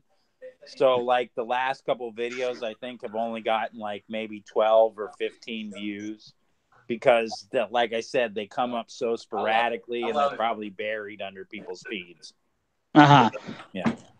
I try to post there sort of regularly, but, we only do so many events a year, so there's only so much to post. And then a lot of times I can't use photos of the kids that we see because I don't have the parents okay, so it sort of limits what I can put up. Well, they're in a hospital.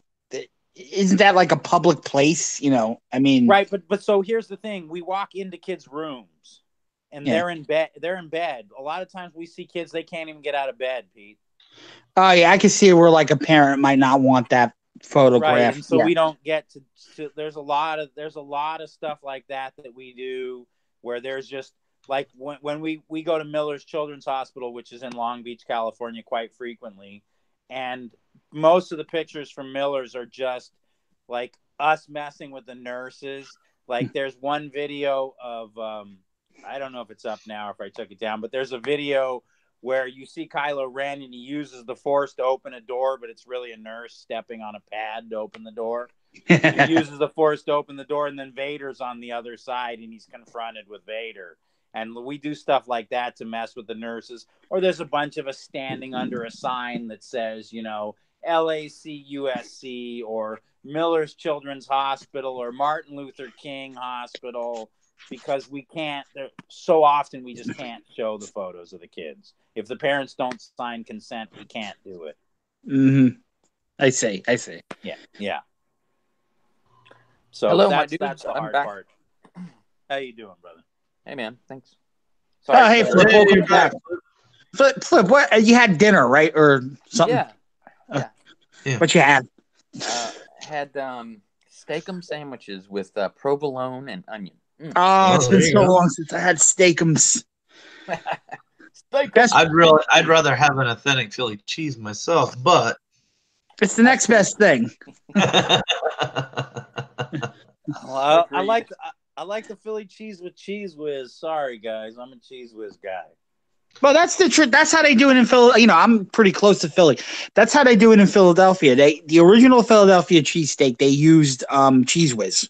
Yes, I understand that, but I live in California where people try to replace non-healthy things with healthier things, and so it sort of ruins the. I used to travel for work, and I've gotten off a plane during a 45-minute layover and run to get a cheesesteak before because I had a layover in Philly. Yeah. And I've had people send me freeze-dried Philly cheesesteaks before because, you just can't get them here. Yeah. It's not the same thing. There's nothing like, fresh right there. You watch him make it, and then you dig in. Oh my God, it's like heart attack waiting to happen. Yeah. Elvis used to use his private jet to get authentic foods from other parts of the country, and he would have it flown in. True story. That's awesome. Yeah. Hey, Flip, since you're back, why don't you talk about what's going on tomorrow with your live stream? Okay. Just in case no one has seen my crazy ads that I've been putting up on Twitter, General Katarn and I are holding the Katarn and Flips pod race after party with Everything Star Wars Rob and Ron Navy, and the rant will also be on there, and we're just gonna kick it around for a few hours, talk about stuff, and see what kind of trouble we can get in. That's pretty much it. Yep, and no clothes will be removed, and alcohol will be served. All right. I'll bring mine. You know that. I'll definitely be bringing my alcohol. It's just like normal. It starts off with some sort of topic, and then devolves into Star Wars, of course. Sort of like this one. Speaking of Rob, he's in the chat. Oh yeah, that's right. I saw him. Said hey a minute ago. What's up, Rob? He says Han was a smuggler. I didn't know what you guys were talking about. Maybe it had to do with that. I think he was talking about smuggling cheesesteaks back from Philly because that's another thing that makes sense. Oh yeah, because Rob's right close to Philly too. Mm-hmm. He was smuggling cheesesteaks out of Philly. Now this is let's set it up, right? So one day Mr. Pete's running and he feels like a Philly cheesesteak. So he runs down and finds out that, gets this nice, about foot-long Philly cheesesteak, right? And he meets this guy with glasses. He looks familiar, sounds familiar. Ends up being Rob. Everything Star Wars. And instead of having a lightsaber fight, because they're fighting for the last bit of condiments, they started having a Philly cheesesteak fight. What a waste of on camera. Yeah, that would have been funny had that been done like my Schwartz is bigger than yours. Yeah, my steak is terrible. It's just like the concept, you can approve on the concept. Right. Something like that'd be funny. Yeah. My Schwartz is bigger than yours. Oh yeah, Rob, you can get on. Hold on. Yeah, it's kind of sad. I consider Spaceballs more of a Star Wars movie than The Last Jedi. It's true. It is. It is Star Wars. Hey, look, and it has Spaceballs, the flamethrower. Mel Brooks is a genius. Mel Brooks is a comedic genius. Yes, he is. Mm-hmm. He's a comedic genius who would not be allowed to make a single movie today in today's petty, political correct, whiny onion skin society. Even though he made fun of everybody equally. Oh yeah, Like- he did. Like Blazing Saddles, there's no way that movie gets made today. Oh, absolutely not. Especially that joke where he says, and I'm sorry if this offends anyone, we'll make room for the Negroes and the Chinks, but not the Irish. Yeah. Like today, people would flip out if somebody said that. Yeah. And I said it like that because that's the way they say it in the movie. Yeah. That's such a sad thing too nowadays. Like, man, I really miss that sort of comedy. Growing up in the 70s and 80s, I can't believe it's not like that. It's like such the opposite now. Just people can't take a joke anymore. They're butthurt by everything because they're such. I mean, I hate to say it, but we are a society of fucking pussies, man. Mm-hmm. We really are. Like, what happened to men? Well, China looks at us like that, and Russia looks at us like that. I mean, well, probably a little less now since we got a little bit of balls in the office, but yeah, they look at us like we're a bunch of fucking pussies. Well, because we are. We want to fucking be nice. Let's be nice to everybody. Oh my God, nobody's feelings can be hurt. And people who make stuff up, don't call them out on the fact that they made stuff up. Let them say whatever they want. You don't want to hurt someone's feelings. Yeah, I do want to hurt somebody's feelings. The fuck do I care about some fucking loser's feelings? Hey, Mike, can I get a participation trophy for coming on your show? Yeah, you can. Everybody gets a trophy day.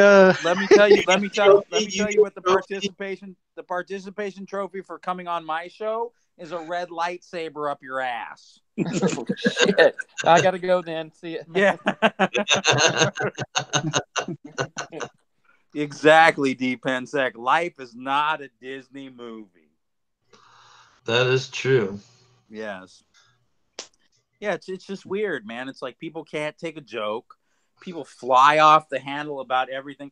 I grew up in a society where people referred to me as Peckerwood and Kike on a daily basis.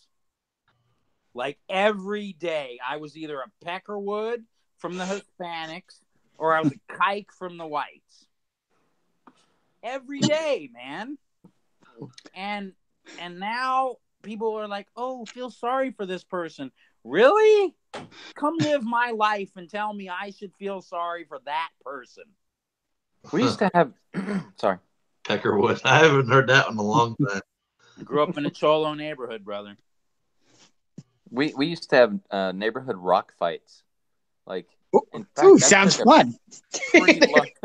I took a pretty large rock to the head once and had some stitches.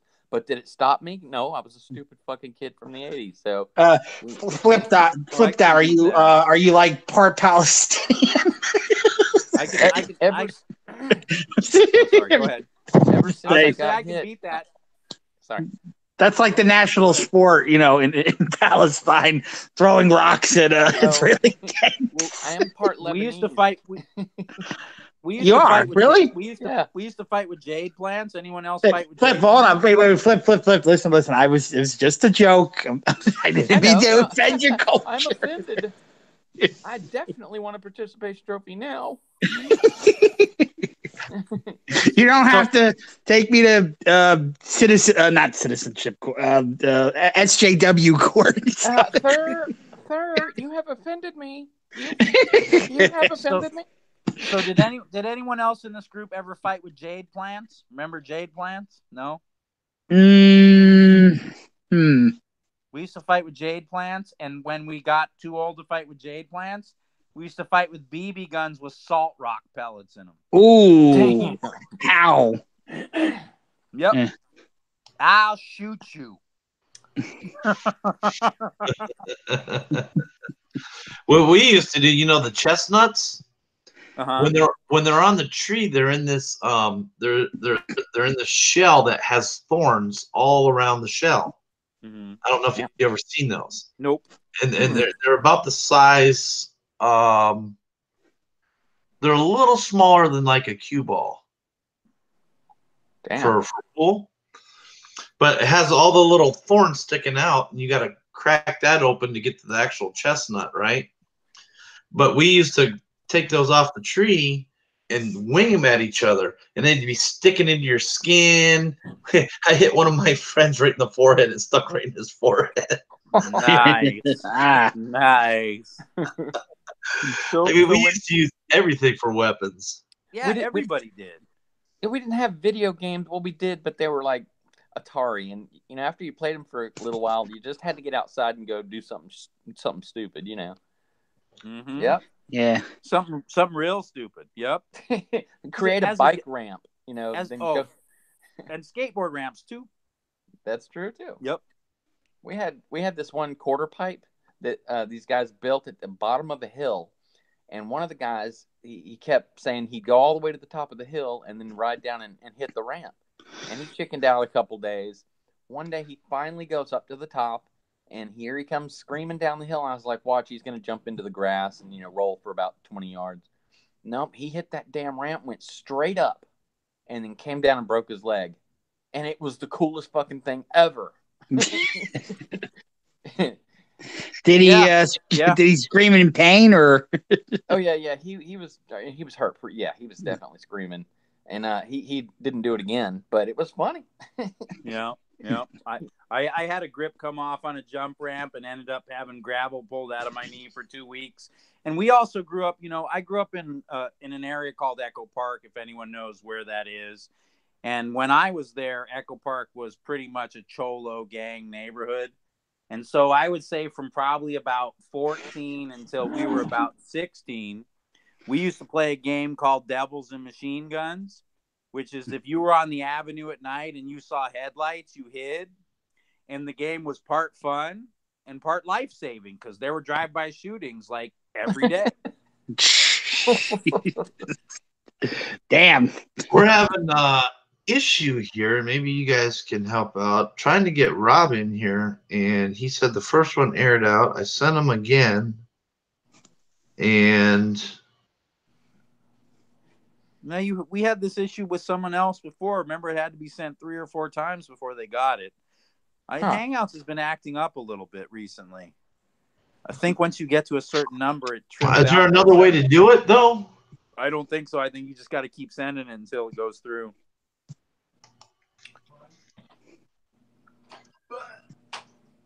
That's what we did last time, Ron. Is we just kept sending it until it went through.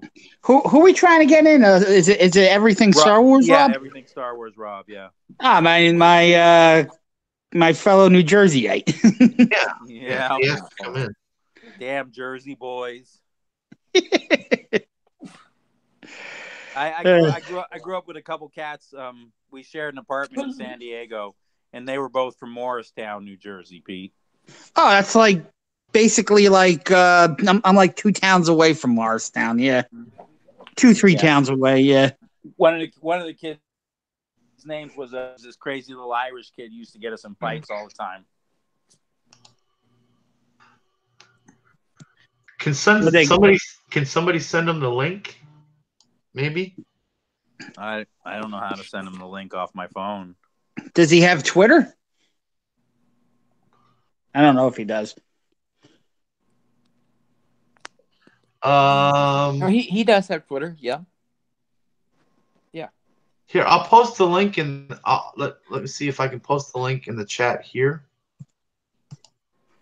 It's not coming up on the thing. That's what's happening, Ron. He's not being added to the conversation because I'm not seeing it come up. Can somebody, because you guys got his, can somebody copy and paste it and send them this link?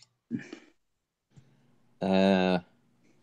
I don't have Twitter. I can't. Sorry. No, it's in the hangout in the chat section here. It hasn't come up yet. I'm on my phone. There. Still not coming up, Ron. In the not chat? on my end. Not on my end. Oh, hold on. Maybe I can get it at my end. Workarounds. I'm not getting any. You just popped up, but nothing new came up besides you, Ron. Sorry. You. If you want to send me the link on Twitter, I can copy and paste it to him. Well, I'm trying to.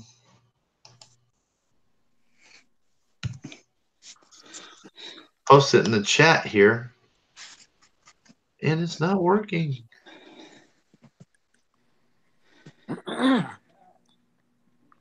You guys can't see that if you swipe back out of here.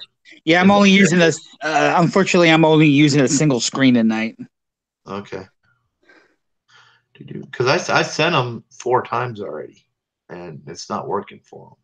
You sent him the link? It's not coming up on the chat, Ron. That's why it's not working. It's not even in our chat, Ron. Like I can't. The last person you added was Pete, according to my chat. Huh. So you guys aren't even seeing what I'm posting in chat. Nope.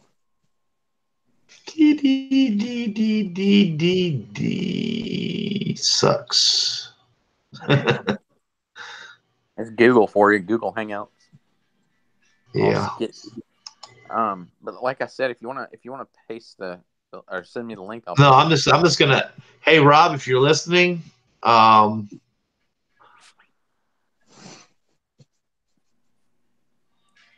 gonna paste it in an email and send you.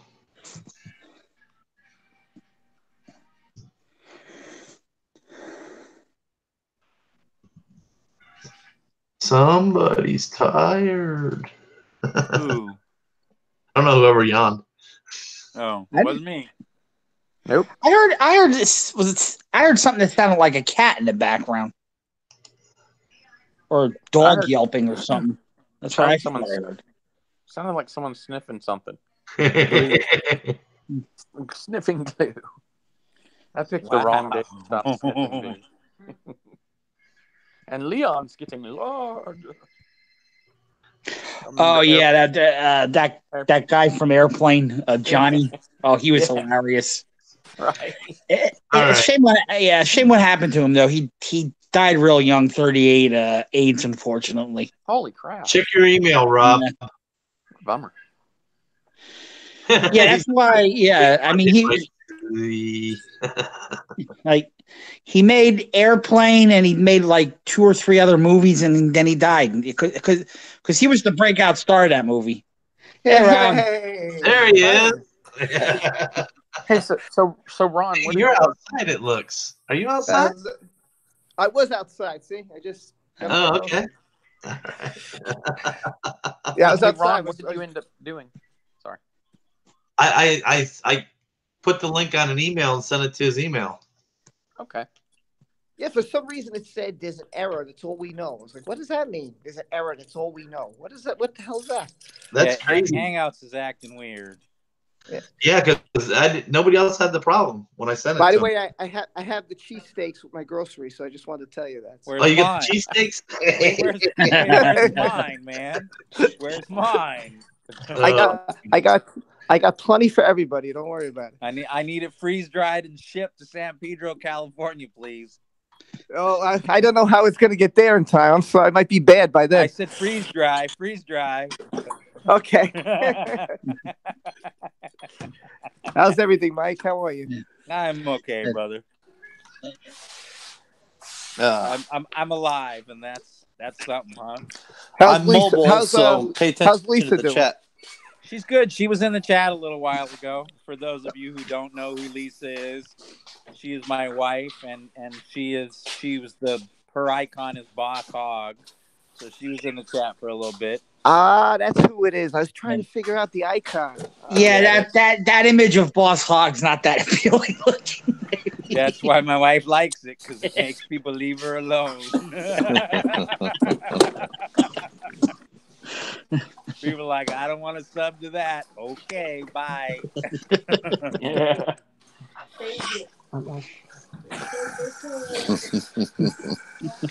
Kind of look like you're going in circles there. Your phone's like, woo, sideways. Oh, sorry. I'm trying to get the groceries into the house. So. Hey, was that a Buffalo Sabres hat you were wearing before? Yes, it was. Yeah, it was. Yeah. Hold on. This is New Jersey's devil's country. How could you be wearing that?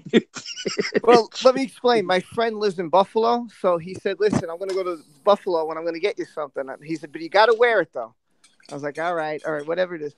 So he got me the hat, and I was like, all right, that's cool. I'm a hockey fan, so I'll wear it. I don't hate the Rangers. You know what's funny about I hate that the Rangers. I hate the Rangers, and we lost today, and I'm very upset about that. So that ticked me off, but whatever.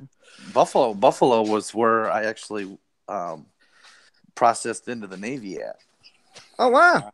Yeah, I heard you guys talking about Elvis before, right? Somebody mentioned something about Elvis. Yeah, he used to. Jet. Yeah, he had his friends. He wouldn't go himself, but he would have his friends take a jet, and they would go to St. Louis and get ribs, or they would go to New Orleans and get real gumbo. That's what he would do. Yeah. There's a place, I don't know if you guys are familiar with. It's called the Brooklyn Army Terminal, and I worked there once. It was kind of haunted, so I was on this paranormal show. It was crazy. Oh my God! So Elvis, when he went to the Navy, he actually left from the Brooklyn Army Terminal where I work at. It was pretty cool. I didn't know that. I heard about that it was haunted. What can you tell us the story? Yeah, I was on this channel. I don't know if you guys ever heard of her. Her name is Kimber Kiss. So she did a story, which was and I told what happened. What happened was one day I was working there. It's a big warehouse, so I have a court job. So my job was to put all the files throughout the warehouse. This thing is huge. So there was no one around me. It was 3:00 in the afternoon. And all of a sudden I feel this strong gust of wind pass by me. And I'm thinking it's one of the guys and I hear a bunch of someone running for their life. I said, what the hell is going on? I look, there's nobody in the aisle. There's nobody anywhere. And I was like, hello, anybody here? I was like, whatever. I go back. The same shit happened again. I swear to God, I freaked out. So when I got back, I said, okay, who's the assholes playing jokes on me? And they're like, yo, dude, we've been sitting here the whole time. I was like, what the hell? And then they told me that the terminal used to house the bodies that came back from the war. Oh, wow. So and the bathroom, and I swear this is true. I swear I experienced this, and I was so freaked. The men's bathroom is opposite the women's bathroom. It's I'm in the bathroom. There are no women who work on the floor, not one. There's no women in there. It was just guys. So because that day the woman was out, so I knew she was out. It's just me and the guys who work there. There's no women there. So all of a sudden I'm hearing everything come from the women's bathroom. Someone opened the door, someone closing the door, someone wanted the water, someone flushing the toilet. I said, what the fuck is going on here? I was so freaked, man. Did you ever think it might have been one of the guys that identify as a woman? Well, no, the guy said that when he was closing, the supervisor, he said he was closing the warehouse. Everybody left. So he screams, all right, everybody, I'm closing the door. Anybody here? And some woman screams from the bathroom, yeah, I'm still here. And he's like, what the hell? Wow. Hey, Rob, have you been upgraded to forehead of security? What happened? You guys we keep seeing your forehead. Listen, I'm telling you, that place is. I'm telling you, it's haunted. And there's many people who work there who experienced something. They've all told me. They said every one of us has experienced something we can't explain. That's a nice light you got over your head there, Rob. There you go. That's pretty funny. Hey, Mike, if you can read the chat, feel free to keep up with it because I am mobile right now. Okay. I don't have any questions. Just people. Listen, people have questions and stuff. Mara Yeah. Jade said that it was her little brother's 25th birthday today. And so happy birthday! Happy birthday, Mara Jade's brother. Yes. Yeah. I'm not lying to you. I really experienced that stuff. I can't explain it. That's all I'm going to say. Yeah, I've had a ghostly experience in my life. So I can actually one that I experienced and one that I heard of. And I can't explain either one of them. So. What happened? Don't leave us hanging, man. What happened? Well, he went to this movie that was supposed to be good, and then he realized he thought he died because that could only explain the crap that he watched in The Last Jedi. No, so as a kid, when I spent some time in Santa Cruz where my mother was getting her master's degree, and before we moved back, my mom sent me back ahead, and I was staying at my grandmother's house. And I woke up in the middle of the night. I needed something to drink, and so my grandmother went. I was sleeping in the same room with her. My bed was at the foot of her bed, and my grandmother went down to get something to drink. And I was laying there, and I had my eyes closed. I was waiting for her to come back, and I didn't hear the door open. And all of a sudden, I felt something really cold and sort of uncomfortable brushing against my face. And I just remember feeling fear, like fear. And I did not want to open my eyes. And I remember clenching my eyes closed very tightly. And then my grandmother opened the door, and it was gone. Wow. And then later on the same property, different cottage, but on the same property, my uncle had rented out, he owned one of the cabins on the property, and he had rented it out to a friend of his, a gentleman named Dan, who was ex-boxer and a really big guy, really big, buff, you don't mess with this guy kind of guy. And so Dan was staying in the cottage with his girlfriend, and his girlfriend woke up during the night, and she said, and she shook him, and she said, there's a big black guy standing at the foot of our bed. And so Dan got up, and he looked up, and he saw the guy. And so he jumped out of bed, and he jumped at the guy, went through him, and broke his ankle on the wall, and said when he looked back, it was just a hovering torso, and then it was gone. Wow. Holy crap. Wow. Those are the only two experiences. One I experienced and one I heard secondhand. But both of them scared the crap out of me. The property that my family owned is very old. It's been there for a long, long time. The houses are very old. And so who knows what happened there. Wow. Well, there you go, Mike. You did it. A story more captivating than The Last Jedi. Yeah, well, that was hold on. There's a cat outside taking a poop, and now it's covering it.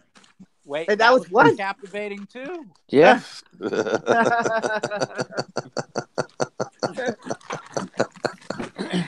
Oh, I gotta love it. By the way, that movie's bad. So wait, Rob, since you weren't here, yes. What is your opinion on what this topic started out to be, which is, do you feel like Disney and Lucasfilms Limited under Kathleen Kennedy, which is basically Disney, has lived up to the promise that they made to George Lucas? Oh, absolutely not. Oh, absolutely. First off, as far as I knew, they were going to continue the episodes, and that's what she promised George. And it's like she's like, yeah, whatever, we'll do whatever. And then she just took everything and decided, we're going to go the other way. We're going to do what we want. And that's what I got from all this. So and I don't know why you would do that. I mean, just why can't you finish 7, 8, 9? Let him be a part of it.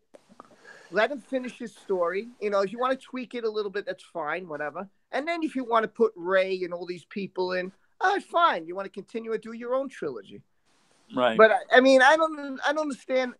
I understand why they did that. I understand why she would do that after he, got her to the position she was at. Right. How could you do that to somebody after all these years? I mean, if it wasn't for him, you wouldn't be where you're at right now. Well, actually, Spielberg put her where she is now. But yes. Oh, with Spielberg? Yes. Okay. Yes. But Spielberg and him have always been tight. Oh, I'm sorry, Ron. I'm sorry. No, but Spielberg and Lucas have always been tight. Yes. Yeah, and George Marshall too, KK's husband. Right. The reason that I brought this up and the reason that we decided to have this, Rob, is because Disney has now repushed the rebranding of Anakin's saber as Rey's saber. Oh, I heard about this. They're no longer calling it Anakin's saber. It's now only referred to as Rey's lightsaber. That's what Disney. If you don't believe me, go watch Star Wars. Go watch Star Wars Theory's last video because he brought it up that they're now pushing it again. That's ridiculous. That doesn't make any sense. How could they do that?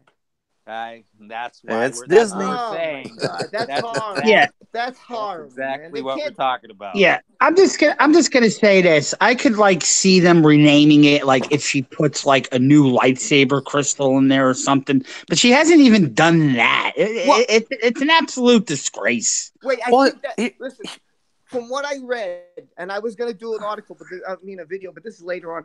What I read was that one, because now remember they fought for the lightsaber, and a whole explosion happened, and that was it. And she had the broken pieces. So now they're saying that she's going to reconstruct it. I don't know if this is true. That she's supposed to reconstruct it, and it's going to look like Kylo's. I don't know if that's true or not, but this is what I've heard. You know, Well, throughout I all know, of I know Star for Wars, a fact I know for a fact, as someone who builds lightsabers, that the converter for the Anakin was always called the converter for the Anakin saber. But over the last year, most places where you purchase this converter, it is now called the converter for the Rey lightsaber and no longer referred to the Anakin saber anymore. Why? I don't understand. Why would, maybe you guys got a good answer, because I don't. Why would they try to take a product that everybody loves so for years, 40 years, 30 years, whatever it is, and try to change it? Why would they try to change the old? Why not have that history? Why make the EU a legend? Why make why make Tarkin gay, Rob? Why? What does that do to Tarkin? And name anything that Disney's done and explain to me why they do it. It all seems stupid to me. Yeah, I don't have a legitimate answer. It just doesn't make sense to me now. It's all about the mouse controlling everything. But wouldn't you want to take the history of it and build off that? And I'm fine if you make stories about Luke and about Han or Princess Leia, whatever you want to do. That's great. I'm all for it. And you want to show something new, and you want to talk about the EU. I mean, they could run with this. They could give us everything we want and more, and they could make God knows how much money if they did the right thing. And they have the power to do it. Yeah. Here's the only hope really that we have is that Disney execs actually, and it probably will, because I mean, I don't like Collider and all them, but they're giving Vader Star Wars series film credibility. They're talking about it, and that's good PR. Credibility. There's much more than credibility. Well, what I'm saying is they're getting it out there, and so hopefully the Disney execs will see this and say, "Wow, this guy has over 4 or 5 million views on this thing and growing.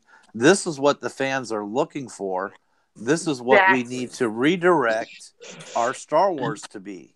Yeah, but you got to remember, there's still like a large pro SJW group within Lucasfilm, and they'll just like, well, we're not going to hire this kid. This kid's a toxic male. You know, it's. But how's he toxic? I don't understand. How's he toxic? No, that's what they're going to say about him. No, they won't. No, they won't. No, they won't. No, in the SJ, I'm talking about the SJWs, what they will Pablo Hidalgo. What they will do if they want to, and they feel that he's a threat, they can actually hire Danny, the director, like Mike was saying, and then he's without his director, because where are you going to find another director to do what Danny did with that film? Or they could hire him on and do it. I mean, they could just bury it altogether. It'd be hard to do. You're going to piss people off, but that's what they could do, is just buy him out, so you don't get no more. You don't get a second episode of Star Wars series film. Okay, so let me ask you this. They know the positivity that's going on, right? Which would only help them, right? Because I've had people comment me and say, because of Star Wars Theories movie, I wasn't interested anymore. I was dead with it. Now I have the spirit back. And that's what it did. It brought everybody. Look, how many of us are together today? Do you see any fights? I barely see anybody on YouTube, on Twitter, cursing each other out like it was for the whole entire year. It seemed to have calmed down now.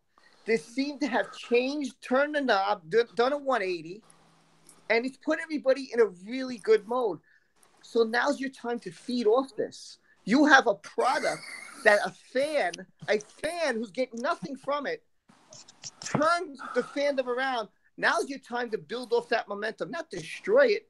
Fix what you've done wrong. Yeah. Well, there is the Star Wars Fan Film Awards. Does anybody know who controls that? No. Does Disney run that? No, I Probably. They probably squashed it.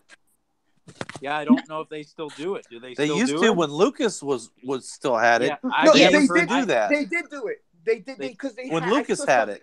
I saw something getting posted. Vote for the 2018 Film Awards. Right. I did see They, that. they all right. So Disney, but I'm just wondering who controls that. Is it Disney? Is it Lucasfilm employees? I'm sure it's them.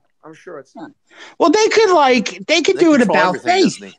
They could say like, "Oh, we love everything our Star Wars. fans. Look at this award we're giving to the guy who created the Vader film." You know, that's good publicity right there. I mean, to me, yeah, it is. And you're right. And to me, how many fan films have done fantastic jobs? I mean, especially with the budgets they have. I mean, sometimes I'm talking to some of these people who do these things. They really work their kids. Some of them are in college. Some of them are, young adult. And they put a lot of effort, energy, and passion into what they're doing. Yep. I don't see how Disney can't see this. How can they see this? I don't get it. They don't think they're agenda driven. They're money agenda driven. and politically driven. It's about money. Yep. It's about you know what, but Mike, and you could tell me if I'm wrong, Mike or Mr. Pete, because I know you guys know your stuff better than I do. Wasn't George Lucas against the corporation taking over? Wasn't the whole purpose of everything he went through was to find somebody who would back him up and say, "Hey, I want to do my thing. This is what I want to put out there." And that wasn't that what this was all about to begin with? Well, yes, which is why it kills me that he sold it to Disney. Yes, it was because there's no. He was a child of the era of keep the corporation out of my life and keep the government out of my business. Yes. But the real reason he sold it to Disney was because of his fond memories of going to Disneyland as a kid, and that's what made his decision to go with Disney. And I don't really think he thought it all the way through, because Disney is a huge corporation, and that's what he was totally against his whole life. Yeah.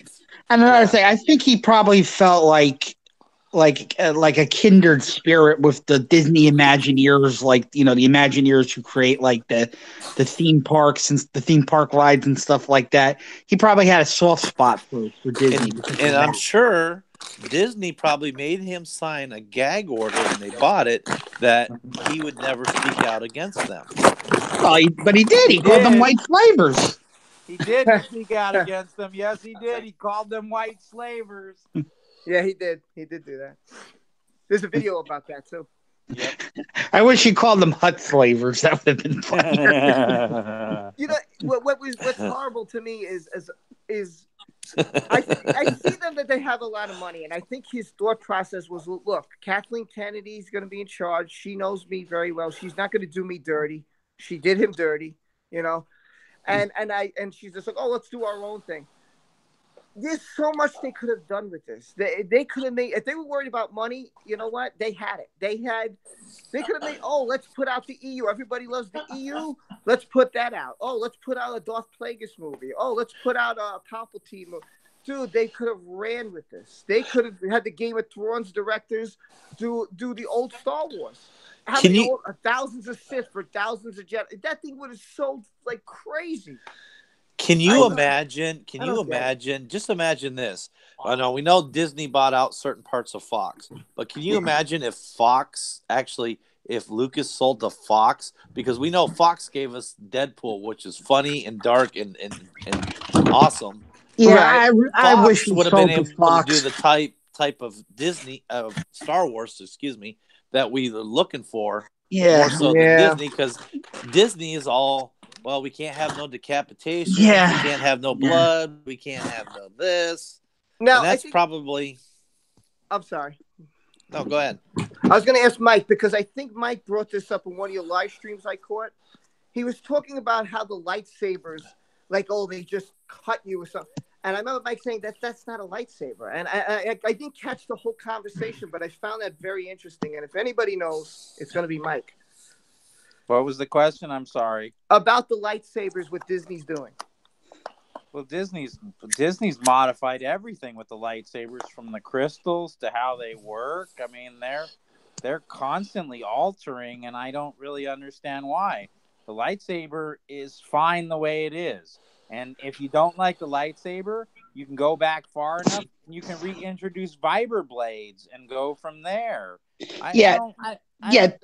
Disney doesn't have common sense. They change things and tweak things that don't make sense, like the crystals. The crystals don't make sense anymore. And another thing, this is what Disney doesn't get.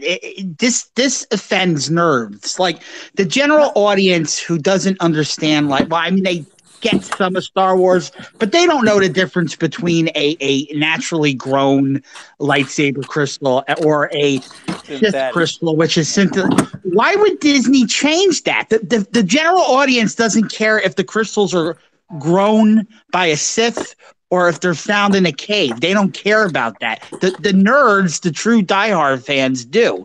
Right. And by changing something as simple as that, we're gonna make the story, we're gonna make it like, the Jedi, it just makes no sense. What's the point of changing that part of the lore? It doesn't make any sense because the general audience doesn't get it. Well, that's just like. I was going to say, the Sith and the synthetic crystals, the reason they use the synthetic crystals is because they were more powerful. Right. They could short out a Jedi's blade if it struck properly. Really? Right. I didn't know that. Yes. And they were more powerful. Yeah, they were more powerful than the real crystals, and that's why the Sith used them. And now the Sith have to corrupt a Jedi crystal to make it. That's just not stupid. The same. And the other stupid thing is the story of Ahsoka corrupting the Sith crystals back to white. Well, what does that mean for the Knights? Oh God, I can't think of what they're called now. The Knights of Ren? No, the Imperial Knights who used to wear the red armor and all carried white lightsabers. Well, they're not canon anymore. Right. They're not canon anymore. But you know what is canon? The Clone Wars is canon, and in the Clone Wars, there is an episode with Ahsoka Tano where she's dealing with the librarian and an old, I can't think of what species he is. He looks kind of like a mystic from the Dark Crystal. I think his name is Master Sanoob. Yeah, his lightsaber is white. Yes, he has a white blade. Yeah. So white blades were canon before Ahsoka. So are we supposed to forget that we saw that? Here's a question I have: is Plagueis canon or not? No, he's not. The only part of Plagueis that's canon is the little tiny part that is said in the movie. The book does not canon anymore. So the book is not canon, but just the part of that doesn't make any sense. How can that possibly be? Because they threw the book out when they threw out the EU, but they can't throw out what was said in the movie. I was going to say that. That's how it can't make sense. That's another thing that doesn't make sense. The name is canon, but the story isn't. Right. I'm so baffled by that too. That's because they're probably going to try and make Plagueis not be Moon, which then ruins the whole point of him rising to power, because his ability to rise to power is that he's part of the banking clan and he can control the money. And if he can't control the money and he's not part of the banking clan, he can't rise to power. That is very true. Okay, so if he's not, let's say he's not in existence, I mean, so who's Sidious's master? He is in existence, but the story in the book isn't in existence. So he exists, but we have no idea how he died, or anything surrounding him, or his rise, or his training of Sidious. Okay, so now here's my other question. In the Darth Vader comic, which is the last one, Sidious is the one who created Anakin, right? Yeah, that's what they're trying to say, but that's not true. Plagueis did it. Right, exactly, because that's what the book said. The book said that they both played with the Force and all this other stuff. So here's what I got. The book said, according to what I got, this is why I'm way confused, and maybe you guys can explain me because my brain is fried with this stuff. Okay. It said that Plagueis was trying to create the ultimate Sith, to wipe be his out the Jedi apprentice. Yes, to be his with apprentice. Sidious. Okay. So at least we're good with that. So what Plagueis wanted to do was he wanted to create Anakin. He would kill Sidious and take on Anakin as his apprentice. Ah. Okay. That was the plan. Unless Sidious could rise to So power then and kill the him. story was that the Force saw what he was trying to do, and the Force picked Shmi, or whatever his name is. Shmi. Shmi. I always say Shmi. Shmi. I don't know why Shmi. Shimmy. Shmi. So Shmi. So then the Force said, okay, if you guys are going to try this, I'm going to stop you, and you're not going to create this life because the light has to rise with the dark. So that's right. So I'm so confused of what.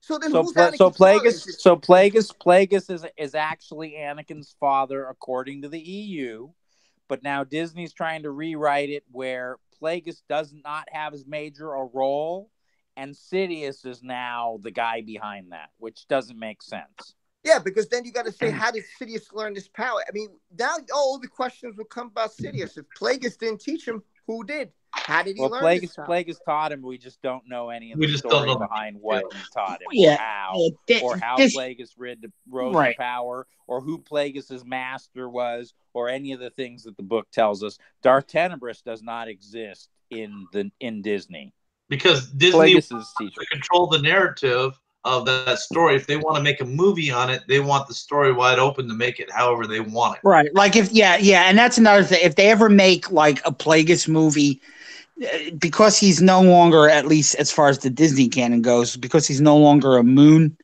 they can make him whatever they want. They can make him look more humanoid to get like a big name actor to play him or something like that. Just like the point is, just like they did with Thrawn. Thrawn wasn't they took Thrawn out, but they brought him back in Rebels, reintroduced him, had Timothy. At least they went to the original creator and let him redevelop Thrawn, but it's still a new Thrawn with a totally different storyline. A Thrawn that's a lot weaker than the original Thrawn too. He's not as tactical. He's not as smart. I just never liked the fact that it was Rook that took Thrawn down. Thrawn, the original Thrawn would not be fooled by the idiot cast of Rebels. And Ezra, yeah, well, that's why. Wasn't Thrawn killed because of that whole plan that Palpatine had, the Battle of Jakku? Isn't that how he died? That someone turned on him and shot him, and that's how it ended. Somebody turned on him and shot him, but it wasn't over the Battle of Jakku. Rook turned on him, his right-hand man. If in Rebel, Rook is that, but they changed his character up too. But Rook was the one that was Thrawn's enforcer, and Rook's the one that took Thrawn out. Yep. But he dies in Rebels. Yes. So that whole thing, see how they changed that whole storyline. Thrawn's whole storyline has been changed in canon. I didn't like that they gave Thrawn eyeballs. That was weird to me.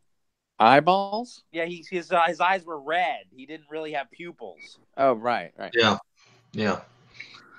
But here's the other thing, stupid things at Disney. I mean, I said it on your show last night, and the question is, when have you ever seen a big galactic ship, Star Wars ship, run out of fuel? Yeah. Oh my God. You've seen reactors get damaged, like in the Phantom Menace. They get damaged, and that causes stuff. But you don't run out of fuel. I was watching Solo this morning on Netflix when I got up, and my son looked at me about the same thing. He's like, "Why is it all about fuel now, Dad?" I have no answer. Yeah.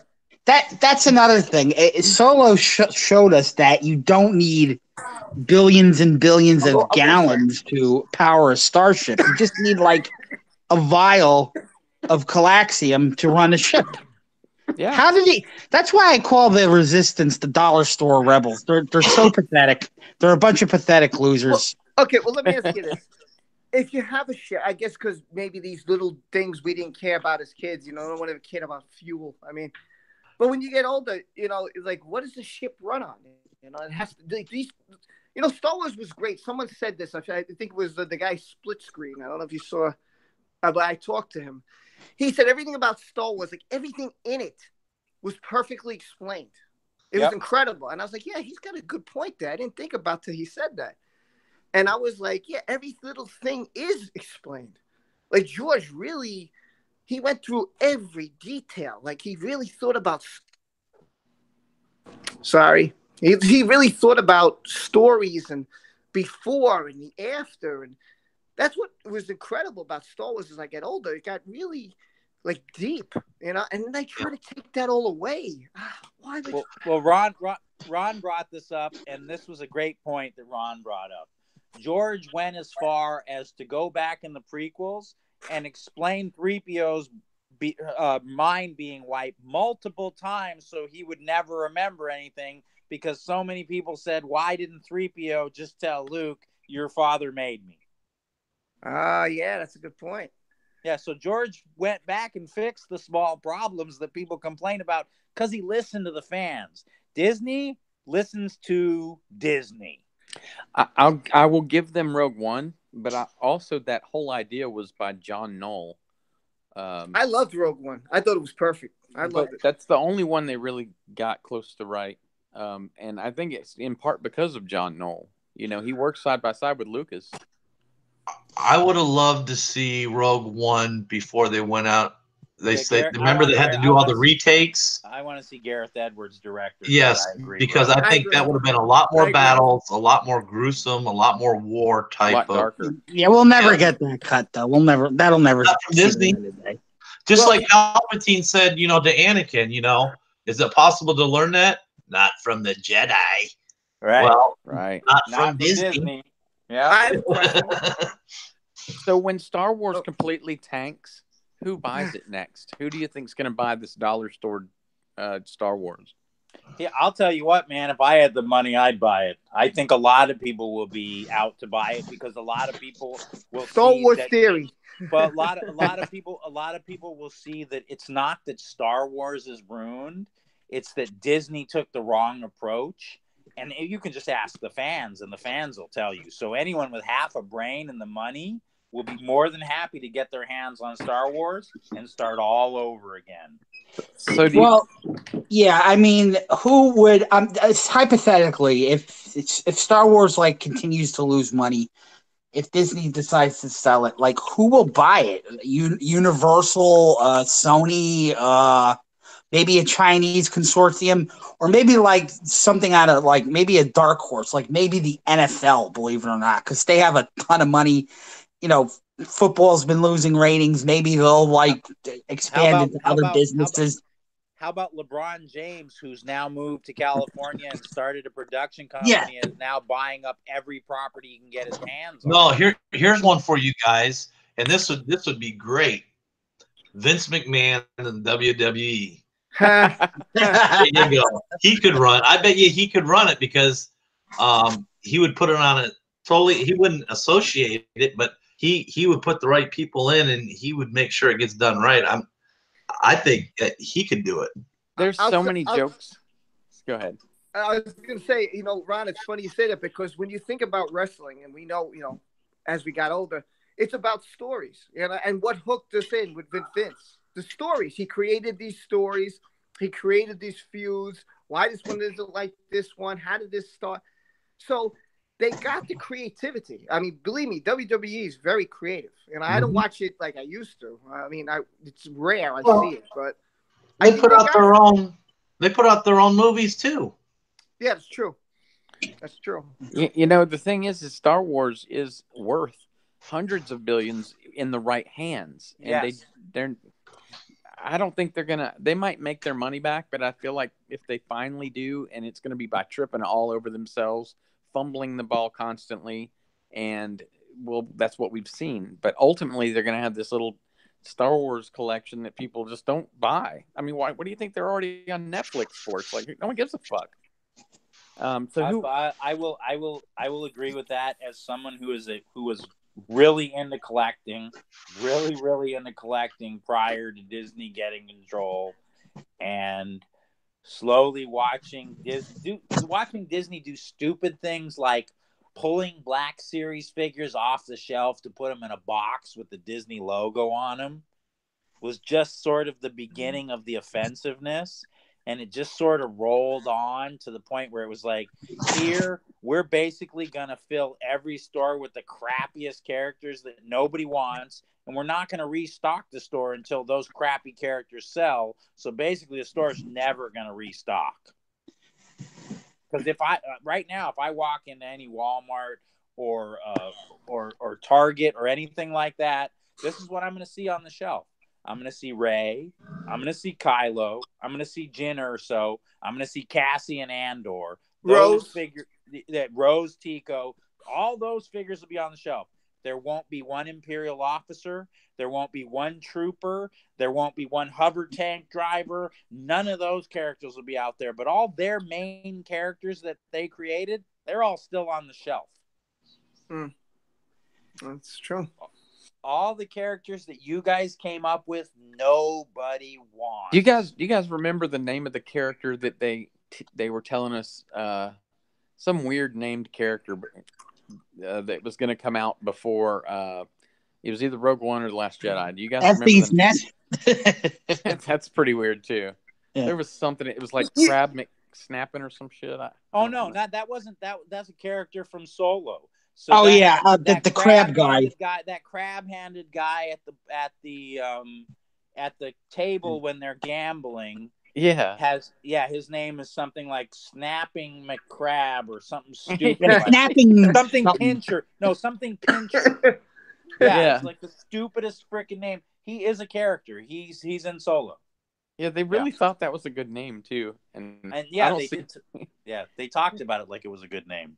You didn't think the Nest was really cool? I thought the Nest was really cool. The name or the character? The characters. Like, you didn't think, like, when they were battling before you know.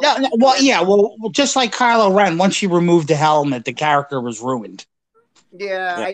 I just thought it was really cool. I was like, the name, I really like this.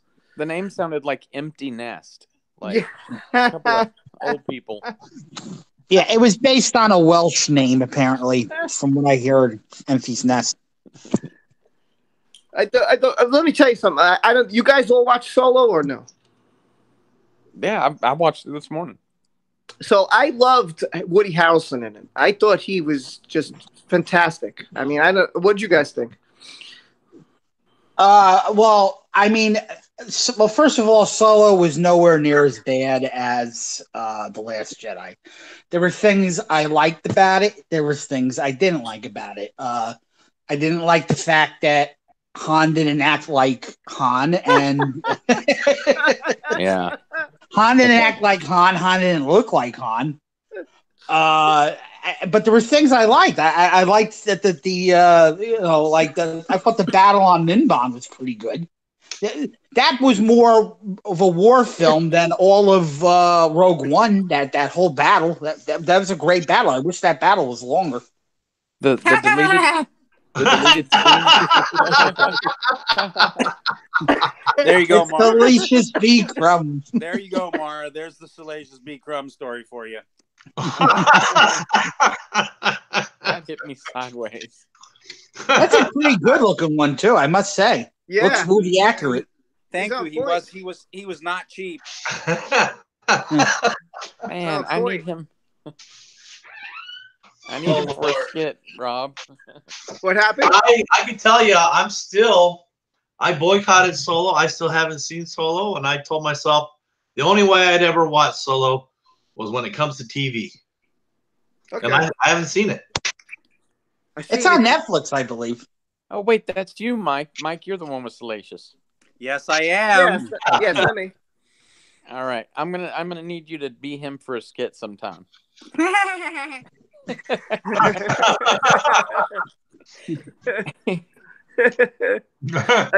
fantastic, man. That's really cool. Thanks. Yeah, I know. I was like, I'm looking at my screen. I'm like, who is that? Who is that? Because the last thing I expected to see Mike with him. There he is. Why do you got your hand up his ass, Mike? What's going on there? So I can make him talk. That's Disney trying to control us. Well, you remember Mike said something about sticking a lightsaber up people's asses. There you go. In the meantime, you put your hand up a Salacious Crumb's ass.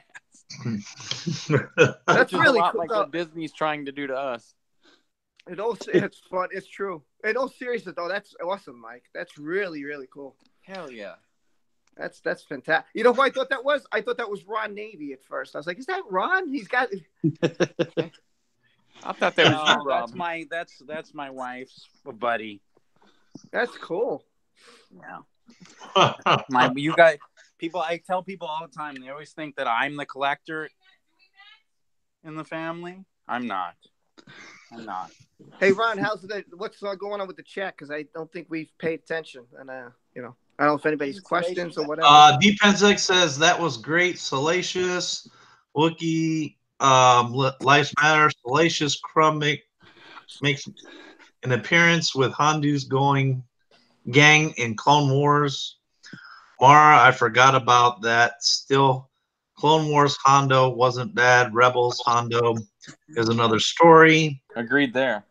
Wookie says Hondo had kidnapped Dooku, and then Mara said that was fun episode when Obi-Wan and Anakin get captured as well. Could have done without Jar Jar though. Always. Yeah, I could do cameos all night on camera. I got enough helmets here to be like 30 characters. Wow. The whole Jar Jar thing. I just gotta say this: if you're gonna create a comic relief character, if he looks stupid, acts stupid, and sounds stupid, the character is gonna be hated.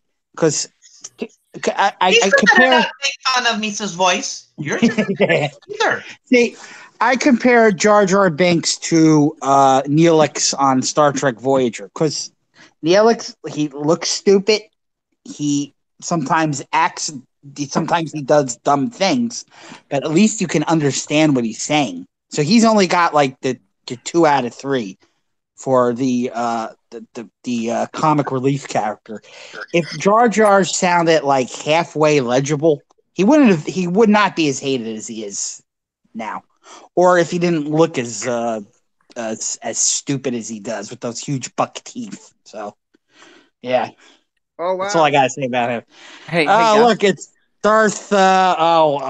What's his name? Nihilus with an N. It's with an N. Nihilus, yeah. That's it. Hey, guys. That's cool. Oh, wow. That is awesome. Wow. Mike's gonna show us his I'm not collection kidding now. I'm not kidding when I say I live Star Wars. I believe it, man. I believe It's it. not a joke. It's He not a just, joke. he just don't like new Star Wars. That's all. Yep, I just don't like anything new. It's all Like I have on my desk at work. Like everybody looks at my desk. It's like filled with all types of vehicles from Star Wars. It's crazy. Hey, guys, I got to go on a beer run, so... well, get me some. Yeah, give me some too while you're at it. I like Right. Newcastle. I'll send them in Elvis's jet. All right. That's what I'm talking about. But Flip, Mike, I guess I'll see you tomorrow. yes, I'll see you tomorrow, Rob. And Ron and Mike, thanks for having me on. It was a pleasure. And Hey, awesome having you on. it's been a blast, guys. I really, really learned a lot, and I got to rehash a lot of the feelings I had from the EU and such. A really cool conversation. Mike's still trying to convert me into a Sith. He hasn't done it fully yet, though. What are you talking about? Your name is Darth Jugaris. I know. I'm not talking about converting Jagaris. I'm talking about converting me. Oh yeah, Ron's got to So- go a little dark. So, Mike, how do I get in touch with you? Like, I guess through Dark Side Riders? Yeah, just send me an email, thedarksideriders@gmail.com. Easy enough. Easy enough. Pete, good to see you too, man. Guys, I'll talk to y'all later. Take care, Yeah, Flip. Flip. Good to see you. Thanks for coming. Thanks, man. Good one. Yeah, it's always fun to pull out some masks and stuff. That's pretty cool, Mike. Yeah, that's pretty cool. Yeah, that's one of the characters in my fan film. Sebastian. What kind of troopers do you have? I have a TK. I'm building a Sandy. I'll be building a Shore Trooper soon. You build them? Yeah. Whoa. Yeah, here. I hate to show you my living room. Hate to do it. Listen, Sebastian, I would be honored to see them. Are you kidding me? I'm a big geek when it comes to this stuff. Are you kidding me? Sebastian said the dark side has cookies. Okay, so I'm just gonna do this real quick. I don't want to show too much, but let me see if I can flip the camera. No. Oh my God, who's that person? Damn, I wish my camera would flip. So there's my TK. Wow. There's the Sandy I'm building. You can see here's the Sandy knee pauldron that I have not attached yet. There's some of it. That's my Vader helmet that I wear, and then there's some more armor in my kitchen. So I'll come back. That's what I do. Wow, that's really nice, man. You do that, which is ridiculously talented. I mean, Mike, are you gonna make this? Are you gonna make your Sandy like? Are you gonna make him like dirty? Yes. Mike, Well, did you think Hold of on, doing a video to show your collection off, man? Well, you could do tons of videos to show. People have asked me to show off my Saber collection because that's pretty big. I think the only Sabers that we don't own are the Dooku and the Ventress. Wow. But I'd love to see videos with your stuff in it. I think There's something Mike started. Mike started a while back when he was first starting, and he kind of got, stuff happened where he's not doing it right now. But I'm hoping that you bring it back. He actually doing build videos where he'll build a Saber and tell you what you can build it along with him. He instructs people how to do it, and he tells you what you need to get to do the build. That is fantastic. Are you going to continue that, Mike? Yeah. So what happened with that was I was building a replica Han Solo blaster, and I got a couple of the guns when I was traveling across the state because I can't buy them in my state, so I bought them when I was in Texas. And when I got back and I went to order from the only company that makes the metal parts for the gun, they were out of stock. And so I started to do the build, and then I had to stop. And then I was going to do a Kylo lightsaber conversion. And I couldn't get all the parts for that right away, so I stopped that one. But there is somewhere in my thing, I show you how to do the wiring for the inside of a lightsaber for the Hasbro FX Sabers. And I show the wiring, what wires go together, how to connect the battery pack, everything over about 3 videos. Wow, that's fantastic, man. That's incredible. That's really, really amazing, dude. That's. Do you have a Kylo's mask? Yes, I do. Wow, it was on the shelf that I showed. I must have missed. I saw the Vader and I saw the Clone Wars. I must have missed that. Kylo was down in the bottom left corner.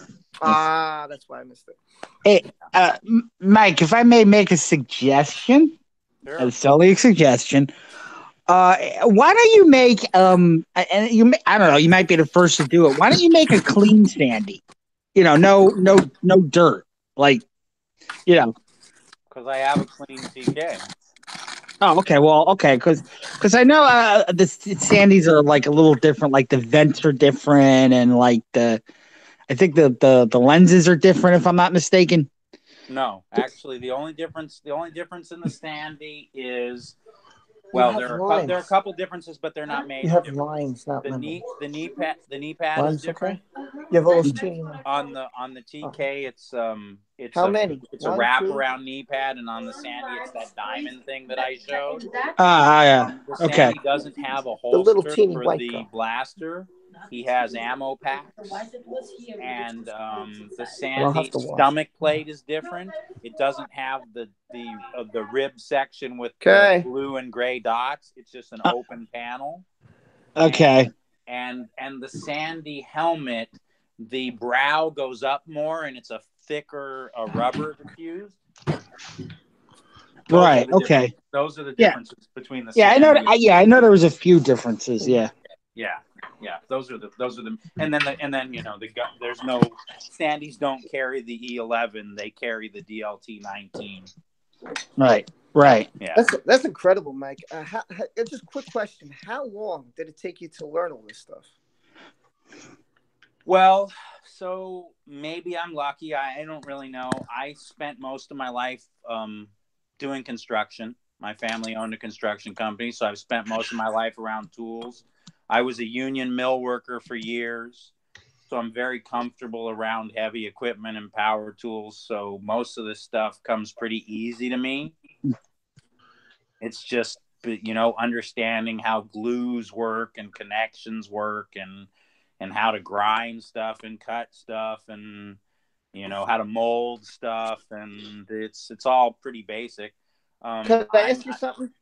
Sure. Did you ever think of doing like a set design? Like, you know, did you think that since you're so skilled with that you could actually, you know, build stuff like for movies? I mean, I am actually building everything for my movie. Oh wow! Everything from the lightsabers to the costumes on up. I'm building every costume, every character, everything. Nice, man. Nice. Yeah.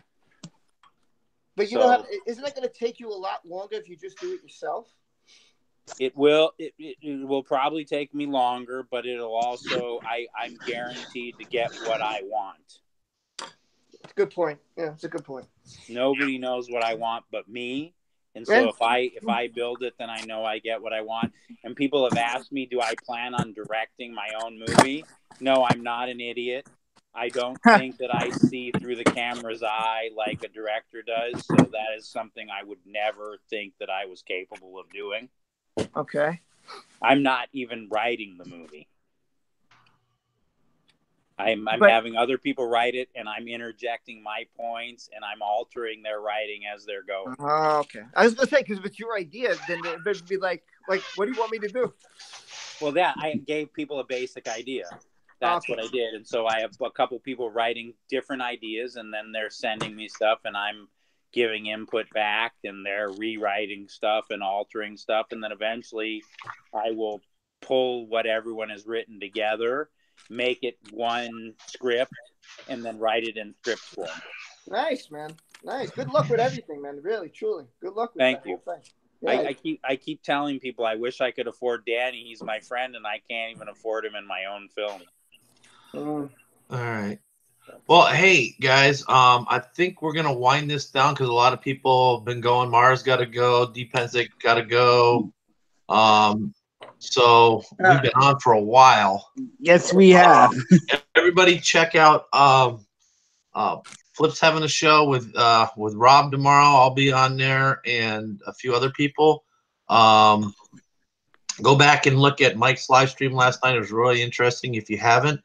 And be sure to check out his live stream next week on his EU show next Friday. He'll have Danny from the Vader, director of the Vader film. Doesn't Danny have his own YouTube channel? Yeah, he's Spiffy Nerf Herder. That's it. Yeah, I just subscribed to it. I didn't even know he had one till yesterday. So check that out. And what the heck is that, Rob? Oh, and I'm doing it. What was that? Was that a dildo? What was that? No, it's not. No, this is you squeeze lines, whatever. I thought it was like a plastic bra or something. I was like, "Whoa, what are you wearing out there over?"